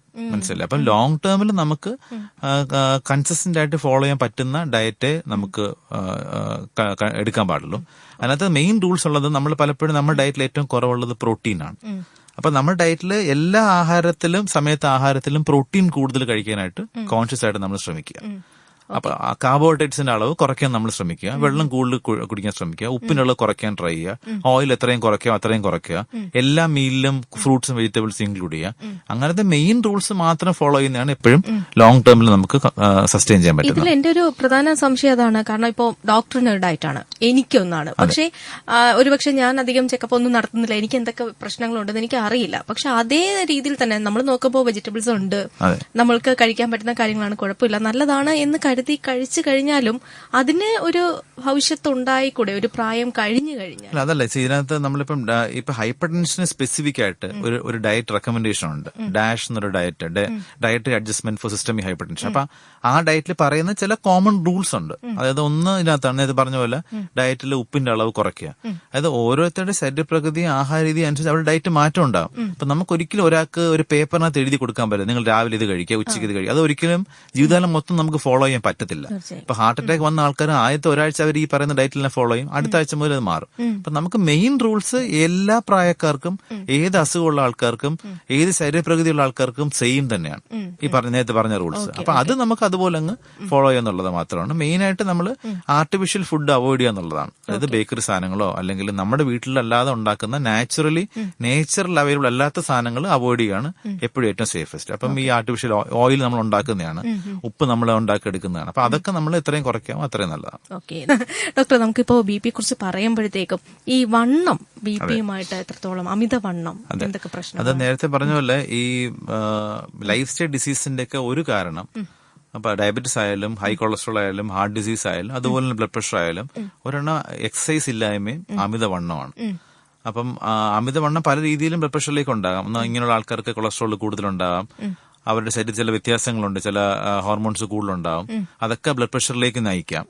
അത് മാത്രമല്ല ചിലർക്ക് ഒബ്സ്ട്രക്റ്റീവ് സ്ലീപ്പ് ആപ്നിയ എന്നൊരു ഒരു അവസ്ഥയുണ്ട്. അതായത് രാത്രി വണ്ണക്കൂടുള്ളവർക്ക് രാത്രി ഉറങ്ങുന്ന സമയത്ത് ഈ ശ്വാസകോശം തടസ്സപ്പെടുത്തും, ഈ കൊഴുപ്പ് കാരണം, പ്രത്യേകിച്ച് കഴുത്തിലെ കൊഴുപ്പ് കാരണം. അപ്പൊ കൂർക്കംവലി ആയിരിക്കും ഇവർക്കുണ്ടാവും. അപ്പം രാത്രി പലപ്പോഴും കൂർക്കംവലി വന്ന് ഉറക്കം പലതവണയും ബ്രേക്ക് ആയി പോകും. നേരത്തെ ഒരാൾ ചോദിച്ച പോലെ ഈ ഉറക്കവും ബി പിയും തമ്മിൽ ഒരു സ്ട്രോങ് കണക്ഷൻ ഉണ്ട്. അപ്പം ഉറക്കം ഡിസ്റ്റർബ്ഡ് ആവുന്ന ആൾക്കാരിൽ ഈ ബ്ലഡ് പ്രഷർ പലപ്പോഴും കൂടുതലാണ്. ഇപ്പൊ രാത്രി നൈറ്റ് ഡ്യൂട്ടി എടുക്കുന്നവരിൽ, ഇപ്പൊ നമ്മൾ പല സോഫ്റ്റ്വെയർ എഞ്ചിനീയേഴ്സും വർക്ക് ചെയ്യുന്നത് അമേരിക്കൻ ടൈമിലാണ്, അവർ രാത്രി ഉണർന്നിരിക്കുന്നത്. അപ്പൊ അവരിൽ ഈ ബി പി കൂടുതലായിട്ട് കാണുന്നുണ്ട്. അപ്പൊ ഈ ഒബ്സ്ട്രക്റ്റീവ് സ്ലീപ്പ് ആപ്നിയ ഉള്ള ആൾക്കാരിൽ നമ്മൾ മെഡിസിൻ എത്ര കൊടുത്താലും പലപ്പോഴും അവരുടെ ബി പി കൺട്രോൾ ആവത്തില്ല. നേരത്തെ പറഞ്ഞ പോലെ 5-6 ടാബ്ലറ്റ്സ് കൊടുത്താലും ബി പി കൺട്രോൾ ആവുന്നില്ല. അവർ റെസിസ്റ്റന്റ് ഹൈപ്പർ ടെൻഷൻ ഉണ്ടാകാൻ ചാൻസ് കൂടുതലാണ്. അങ്ങനെയുള്ള ആൾക്കാരിൽ ആൾക്കാരിൽ നമ്മൾ സ്ലീപ്പ് ആപ്നിയ ഉണ്ടോ ഇല്ലെന്നൊരു സ്ലീപ്പ് സ്റ്റഡി ചെയ്ത് നോക്കും. ആ സ്ലീപ്പ് ആപ്നിയ ഉണ്ടെങ്കിൽ ഒരു രാത്രി ഉറങ്ങുമ്പോഴത്തേക്ക് ഈ ശ്വാസകോശം അടഞ്ഞു പോകാതിരിക്കാൻ വേണ്ടി ഒരു മെഷീൻ ഉണ്ട് പുറമെ വെക്കുന്ന ബൈപാപ്പ് മെഷീൻ പറയും. ആ മെഷീൻ വെച്ചുകൊണ്ട് ഉറങ്ങി കഴിയുമ്പോഴത്തേക്ക് അവിടെ ഉറക്കം ശരിയാവുകയും ചെയ്യും, ഈ ഒബ്സ്ട്രക്റ്റീവ് സ്ലീപ്പ് ആപ്നിയ മാറുകയും ചെയ്യും, ബ്ലഡ് പ്രഷറും കൺട്രോൾ ആവും. ശരിക്കും BP ഉള്ള ഒരാൾക്ക് നല്ലൊരു ഉറക്കമാണോ നമ്മൾ? അതായത് ബ്ലഡ് പ്രഷർ വരാൻ ഉള്ള കാരണങ്ങൾ നമ്മൾ ചോദിക്കുമ്പോൾ നമ്മൾ ഒന്ന് ചോദിക്കുന്നത് നിങ്ങൾ സ്ലീപ്പ് എങ്ങനെ, ഉറക്കം ഡിസ്റ്റർബ്ഡ് ആണോ അല്ലേ എന്നുള്ളത്. പല ആൾക്കാർക്കും ഉറക്കത്തിന്റെ പ്രോബ്ലത്തിന് കാരണം ഈ സ്ലീപ്പ് ഹൈജീൻ നല്ലതല്ലാഞ്ഞിട്ടാണ്. അതായത് ഈ ഉറക്കത്തിന്റെ ഹാബിറ്റ് കറക്റ്റ് അല്ല. അപ്പൊ മെജോറിറ്റി ആൾക്കാർ ഇന്ന് ടിവിയും ഫോണും നോക്കുന്നവരാണ്. അപ്പം ഈ ബ്രൈറ്റ് സ്ക്രീൻസ് ഉറങ്ങുന്നതിന് മുന്നേ നോക്കുമ്പോഴത്തേക്ക് അത് നമ്മുടെ ഉറക്കത്തിന് ഡിസ്റ്റർബ് ചെയ്യുന്ന ഒരു മെയിൻ കാരണമാണ്. കാരണം നോർമലി ചുറ്റും ഈ പ്രകാശം കുറയുമ്പോഴത്തേക്ക് ബോഡിയിലെ പിനിയൻ ഗ്ലാൻഡിൽ നിന്ന് ഒരു ഹോർമോൺ ഉണ്ടാവും. അത് ബോഡി അറിയിക്കുകയാണ് ഇത് രാത്രിയായി, ഉറങ്ങാനുള്ള ടൈം ആയി എന്നുള്ളത്. നമ്മൾ ബ്രൈറ്റ് സ്ക്രീൻസ് നോക്കുമ്പോൾ TV ആയാലും ഫോൺ ആയാലും നോക്കുമ്പോഴത്തേക്ക് ശരീരം വിചാരിക്കുന്നത് ഇതിപ്പോഴും പകലാണെന്നാണ്. അപ്പൊ അത് ആ ഹോർമോൺ റിലീസ് ആവുന്നില്ല. അങ്ങനെയുള്ള ആൾക്കാർക്ക് ഇതുപോലെ ഉറക്കം ഡിസ്റ്റർബ് ആണ്. ഇപ്പൊ പലപ്പോഴും നമ്മുടെ സൂപ്പർ മാർക്കറ്റിലൊക്കെ ഇങ്ങനത്തെ ഹോർമോൺ ചൂയിങ്കമായിട്ട് അവൈലബിൾ ആണ്. ആൾക്കാർ അതാണ് കഴിക്കുന്നത് ഉറക്കം ശരിയാവാൻ വേണ്ടിയിട്ടുള്ള. അപ്പൊ പക്ഷെ നമ്മൾ ചെയ്യേണ്ടത് ഉറങ്ങുന്നതിന് 2 മണിക്കൂർ മുന്നേ നമ്മൾ TV കാണോ, ബ്രൈറ്റ് സ്ക്രീൻ TV കാണോ, ഫോൺ നോക്കുവോ ഒന്നും ചെയ്യരുത്. നമ്മൾ പ്രത്യേകിച്ച് ഉറക്കം പ്രോബ്ലം ഉള്ള ആൾക്കാർ. അതുപോലെ തന്നെയാണ് രാത്രിയിൽ ലേറ്റ് ആയിട്ട് ഫുഡ് കഴിക്കുന്നത്. മിക്കവരും ഇപ്പം പുറത്താണ് ആഹാരം കഴിക്കുന്നത്, രാത്രിയിലാണ് പുറത്ത് ആഹാരം കഴിക്കുന്നത്. അപ്പൊ രാത്രി ലേറ്റ് ആയിട്ട് ഫുഡ്, പ്രത്യേകിച്ച് കൊഴുപ്പ് കൂടി ആഹാരം കഴിക്കുമ്പോഴത്തേക്ക് ഈ കൊഴുപ്പ് ഡൈജസ്റ്റ് ആവുന്ന സമയം ഏറ്റവും അവസാനമാണ്, ഏർലി മോർണിംഗ് ഒക്കെ ആവും. ആ സമയത്താണ് ആസിഡ് ഉണ്ടാവും ദേഹത്ത്, വയറ്റിനകത്ത്. അപ്പൊ ചിലർക്ക് നെഞ്ചരിച്ചിട്ടുണ്ടാവും, അപ്പൊ ഉറക്കം ഡിസ്റ്റർബ് ആവും. അപ്പൊ എപ്പോഴും ഉറക്കമുള്ളവർക്ക് നേരത്തെ ഡിന്നർ എത്രയും പെട്ടെന്ന് നേരത്തെ കഴിക്കുക, അത്രയും നേരത്തെ കഴിക്കുക, ലൈറ്റ് ഡിന്നർ കഴിക്കുക. പലപ്പോഴും അതിനകത്ത് എണ്ണയുള്ള സാധനങ്ങൾ, കൊഴുപ്പുള്ള സാധനങ്ങൾ അവോയ്ഡ് ചെയ്യുക ഈ ഡിന്നർ സമയത്ത്. ഉറക്കത്തിന്റെ സമയത്ത് നമ്മൾ റൂമിൽ ഒട്ടും ലൈറ്റ് പാടില്ല, നമ്മൾ കാണുന്ന സ്ഥലത്ത് ക്ലോക്ക് വെക്കാൻ പാടില്ല. അങ്ങനെ ചില ഈ സ്ലീപ്പ് ഹൈജീൻ ശരിയാക്കി തന്നെ മെജോറിറ്റി ആൾക്കാർക്ക് ഉറക്കം നോർമലാവും. അത് BP കുറയ്ക്കാൻ ഹെൽപ്പ് ചെയ്യും. നമുക്കൊരു കോൾ ഉണ്ട്, അതിലേക്ക് എത്താം. കോൾ. ഹലോ ഹലോ, നമസ്കാരം. ഡോക്ടറോട് ഇരിക്കാൻ പരിപാടിയിലേക്ക് സ്വാഗതം. ഗുഡ് ഈവനിങ്, ചോദിച്ചോളൂ. സാർ ഞാൻ ഇപ്പോഴാണ് കേട്ടത്, അതുകൊണ്ട് എനിക്ക് കറക്റ്റ് ആയിട്ടുള്ളതാണോ ചോദിക്കാൻ പോണെന്ന് ഞാൻ ബിപിയുടെ കാര്യം പറഞ്ഞുകൊണ്ട് വിളിച്ചതാ. ഓക്കെ സാർ, ഞാൻ ഇതുപോലെ 7:30 മണിക്ക് 7 മണിക്കൊക്കെ ഭക്ഷണം നേരത്തെ കഴിക്കും, പകലേ കഴിക്കും. പക്ഷേ ഞാൻ വർഷങ്ങളായിട്ട് എനിക്ക് ഉറക്കമില്ല. പകല് ഞാൻ ഉറങ്ങാറേ ഇല്ല. വർഷങ്ങൾ എന്ന് പറഞ്ഞാൽ എനിക്ക് കുറച്ച് മാനസിക പ്രശ്നങ്ങളൊക്കെ എന്റെ ജീവിതത്തിൽ കുറച്ച് പ്രശ്നങ്ങൾ വന്ന ശേഷമാണ് ഇത് തുടങ്ങുന്നത്. അതെ, അതാണ് പലപ്പോഴും ഈ ഉറക്കമില്ലായ്മയ്ക്ക് ഒരു എന്തെങ്കിലും വേറൊരു സെക്കൻഡറി കാരണം ഉണ്ടാവും. അത് പലപ്പോഴും ഉറക്കം വരാത്ത ആൾക്കാർക്ക് ആങ്സൈറ്റിയും ലൈറ്റ്സിൽ, അത് ഉറക്കം വന്നിട്ട് ഇടയ്ക്ക് പെട്ടെന്ന് ഉണർന്നു ആൾക്കാർ പലപ്പോഴും ഡിപ്രഷനും അങ്ങനെ ഉണ്ടാവും. അപ്പൊ നമ്മൾ ഈ ചികിത്സിക്കേണ്ടത് ഉറക്കം ഉണ്ടാക്കാനുള്ള മരുന്നുകളല്ല, ഈ അണ്ടർലൈങ് എന്താണോ നമുക്ക് നമ്മളെ ഡിസ്റ്റർബ് ചെയ്യുന്നത്, ഉറക്കം ഡിസ്റ്റർബ് ചെയ്യാനുള്ള ഒരു സൈക്കോളജിക്കൽ കാരണം എന്തായിരിക്കും, ആ കാരണത്തിനെയാണ് ചികിത്സിക്കേണ്ടത്. അത് ചികിത്സിച്ച് മാറ്റിയാൽ ചിലപ്പോൾ ഉറക്കം ശരിയാവും. ആ കാരണം എന്റെ കാര്യത്തിൽ അത് ശരിയാവൂല. ഓക്കെ, അപ്പൊ എന്റെ ജീവിതത്തിൽ എനിക്ക് നഷ്ടപ്പെട്ടു രണ്ടുപേരുടെ ശേഷമാണ് ഞാൻ. അതെ, അത് ആ ഒരു ഡിപ്രഷൻ കാരണമാണ് അത് ഉണ്ടാവുന്നത്. ആ ഉറക്കം ഡിസ്റ്റർബ് ആണ് കാരണം ആ ഡിപ്രഷൻ. ഇപ്പൊ ഒരു 8 വർഷങ്ങളായിട്ട് എനിക്ക് ഞാൻ ബിപിയുടെ മരുന്ന് കഴിക്കുന്നുണ്ട്. ഓക്കെ, ശരി. എന്നുവെച്ചാൽ എന്റെ ഹൈ BP ആയിപ്പോയി. ഒരു സർജറി സമയത്തായിരുന്നു. അപ്പൊ ഡോക്ടർ പറഞ്ഞു മെഡിസിൻ സ്റ്റാർട്ട് ചെയ്യാതെ രക്ഷയില്ല എന്ന് പറഞ്ഞു. ഒരു 50 വയസ്സിലൊക്കെ ഞാൻ കഴിച്ചു തുടങ്ങി. അപ്പൊ ഞാൻ ചോദിക്കുന്നത്, അപ്പൊ ഇങ്ങനെ ഉറങ്ങാതെ ഇരിക്കുമ്പോൾ BP പിന്നെയും വേരിയേഷൻ ഉണ്ടാവുമോ? ഉണ്ടാകും. അതായത് നമ്മൾ ഈ ബ്ലഡ് പ്രഷർ കൺട്രോൾ അല്ലാതിരിക്കാൻ ഒരു കാരണം ചിലപ്പോൾ ഈ ഉറക്കമില്ലായ്മ ആയിരിക്കാം. ചിലപ്പോൾ ഉറക്കം നമുക്ക് ശരിയായി കഴിഞ്ഞാൽ ബ്ലഡ് പ്രഷർ കുറച്ചുകൂടെ കുറയാനുള്ള സാധ്യതയുണ്ട്. അപ്പൊ പിന്നെ ഞാൻ കുറച്ച് ദിവസം മരുന്ന് കഴിക്കാതെ നോക്കും. അതൊരിക്കലും ചെയ്യാൻ പാടില്ല. അങ്ങനെ നോക്കുമ്പോഴത്തേക്ക് ബിപിയുടെ മരുന്നല്ല, ഉറക്കത്തിനുള്ള മെഡിസിൻ, ടെൻഷൻ കുറച്ചിട്ട് ഉറങ്ങാൻ വേണ്ടിട്ട് ടാബ്ലറ്റ് തന്നു. പക്ഷെ അത് ഞാൻ ഗ്രാജുവലി കുറയ്ക്കണമെന്നാണ് ഡോക്ടർ പറഞ്ഞിരുന്നത്. പക്ഷെ എനിക്കത് ഹാഫ് എങ്കിലും കഴിക്കുകയാണെങ്കിൽ ഞാനൊരു 11:30 മണിയൊക്കെ ആകുമ്പോ ഉറങ്ങും. ഉറങ്ങിയാൽ ഒരു 3:30-4 മണിയാകുമ്പോ ഉണരും. പിന്നെ ഉറങ്ങത്തില്ല. പിന്നെ ഉറങ്ങണേ വീണ്ടും പിറ്റേ ദിവസം രാത്രി 11 മണിയാകണം. അപ്പൊ അതിൽ നിന്നൊരു ചേഞ്ച് എന്തെങ്കിലും ചെയ്യാൻ പറ്റുമോ? ഇല്ല, അതല്ല, ഇത് നമ്മൾ നേരത്തെ പറഞ്ഞ പോലെ ഒന്ന് നമ്മൾ ഈ പറയുന്ന സ്ലീപ്പ് ഹാബിറ്റ്സ് ആക്കുക, വൈകുന്നേരം കുറച്ച് ചിലർക്ക് എക്സസൈസ് ചെയ്താൽ, അല്ല രാത്രി ഒരു ഹോട്ട് ഷവർ ഒക്കെ എടുത്താൽ അതൊക്കെ ഉറക്കത്തിന് ഹെൽപ്പ് ചെയ്യും. പിന്നെ റൂമിൽ ഇതുപോലെ ഒട്ടും ലൈറ്റ് നമുക്ക് ഇടയ്ക്കിടയ്ക്ക് എടുത്ത് നോക്കാൻ പറ്റുന്ന ടൈം പീസോ ക്ലോക്കോ ഒന്നും അടുത്ത് വെക്കരുത്. അത് നമ്മൾ ഉറങ്ങാനായിട്ട് മാനസികമായിട്ട് ശ്രമിച്ചാൽ ഉറക്കം ഒരിക്കലും വരത്തില്ല. ഉറക്കം നാച്ചുറലി വരണം. അപ്പൊ ഉറക്കം വരുന്നത് നമുക്ക് എന്തെങ്കിലും വായിക്കുകയൊക്കെ ചെയ്തുകൊണ്ടിരിക്കാം. പക്ഷെ പോയി ടി വി കാണുമോ അല്ലെങ്കിൽ ഫോൺ നോക്കുമോ ഒന്നും ചെയ്യരുത്, ഉറക്കം വരുന്നില്ല എന്ന് വിചാരിച്ചിട്ട്. അപ്പൊ എനിക്ക് ഉറക്കം വരാത്തപ്പോ ഞാൻ പോയി ടി വി അതാണ് മെജോറിറ്റി ആൾക്കാർ ചെയ്യുന്നത്. അതാണ് ഉറക്കം വരാത്തപ്പോ എല്ലാവരും പോയി ടി വി കാണും. പക്ഷെ അത് നമ്മൾ പിന്നെയും ഉറക്കത്തിന് ഡിസ്റ്റർബ് ചെയ്യത്തേ ഉള്ളൂ. പിന്നെ രാത്രി പലർക്കും രാത്രി ചെയ്യുന്നത് ഈ ഉറങ്ങുന്നതിന് മുന്നേ ഒത്തിരി വെള്ളം കുടിക്കും. അതും നമ്മുടെ ഉറക്കത്തിന് ഡിസ്റ്റർബ് ചെയ്യും. അപ്പോഴും എപ്പോഴും ബാത്റൂമിൽ പോണ സെൻസേഷൻ, നമുക്ക് ബാത്റൂമിൽ പോയില്ലെങ്കിൽ കൂടി അത് നമുക്കൊരു ബ്ലാഡർ ഫില്ല് ആകുമ്പോഴത്തേക്കും നമ്മളത് ഉറക്കത്തിന് ഡിസ്റ്റർബ് ചെയ്യും. അപ്പൊ അതുകൊണ്ട് രാത്രിയിൽ അധികം വെള്ളം കുടിക്കരുത്. അങ്ങനെ ഇങ്ങനത്തെ ഒരു മെയിൻ. ഡോക്ടർ ബിപിയുടെ മരുന്ന് രാത്രിയിലും കൂടെ കഴിക്കാൻ പറഞ്ഞു. ഇത് കൂടിയപ്പം കഴിക്കാൻ പറഞ്ഞപ്പോ ഞാൻ ഡോക്ടറോട് വന്ന ഡോക്ടറെ ആ ബിപിയുടെ മരുന്ന് കഴിക്കുമ്പോ എനിക്ക് എപ്പോഴും ബാത്റൂമിൽ പോകണം. ഓക്കെ, അത് ചില ബിപി മെഡിസിൻസിൽ യൂറിൻ കൂടുതൽ പോകാനുള്ള രീതിയിലുള്ള മെഡിസിൻ ഉണ്ടാവും. അപ്പൊ ആ ഗുളികകൾ നമ്മൾ പകലേ കഴിക്കാവൂ, രാത്രിയിൽ ആ ബി പി മെഡിസിൻസ് കഴിക്കരുത്. ബി പി മെഡിസിൻ നമുക്ക് മെജോറിറ്റി ബി പി മെഡിസിൻസും 24 മണിക്കൂർ എഫക്റ്റ് ഉള്ള മെഡിസിൻസാണ്. അപ്പൊ അത് ദിവസത്തിന്റെ ഏത് സമയത്ത് വേണമെങ്കിൽ എടുക്കാം, രാവിലെ വേണമെങ്കിൽ എടുക്കാം, രാത്രി വേണമെങ്കിലും കഴിക്കാം. ഞാൻ കഴിക്കുന്ന സിലാക്കർ ടീ ആണ്. ഓക്കെ, അപ്പൊ ആ ടാബ്ലറ്റ് 24 hours എഫക്റ്റ് ഉള്ള മെഡിസിൻ ആണ്. അത് നമുക്ക് പകൽ വേണമെങ്കിലും കഴിക്കാം. ചിലർക്ക് രാത്രി കഴിക്കുമ്പോൾ ഇതുപോലെ പ്രയാസം ഉണ്ടെങ്കിൽ പകൽ കഴിച്ചാൽ മതി.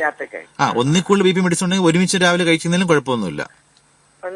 അത് ചോദിക്കാനായിരുന്നത്. 2 എണ്ണം രാവിലെ ഒന്ന് കഴിച്ച് വൈകുന്നേരത്ത് ഒന്ന് കഴിക്കാൻ പറ്റുമോ? സാധാരണ ഒന്നിൽ കൂടുതൽ മെഡിസിൻസ് ഉള്ളപ്പോൾ നമ്മൾ ഒരെണ്ണം രാവിലെ ഒരെണ്ണം രാത്രി ഇട്ടാ കൊടുക്കുന്നത്.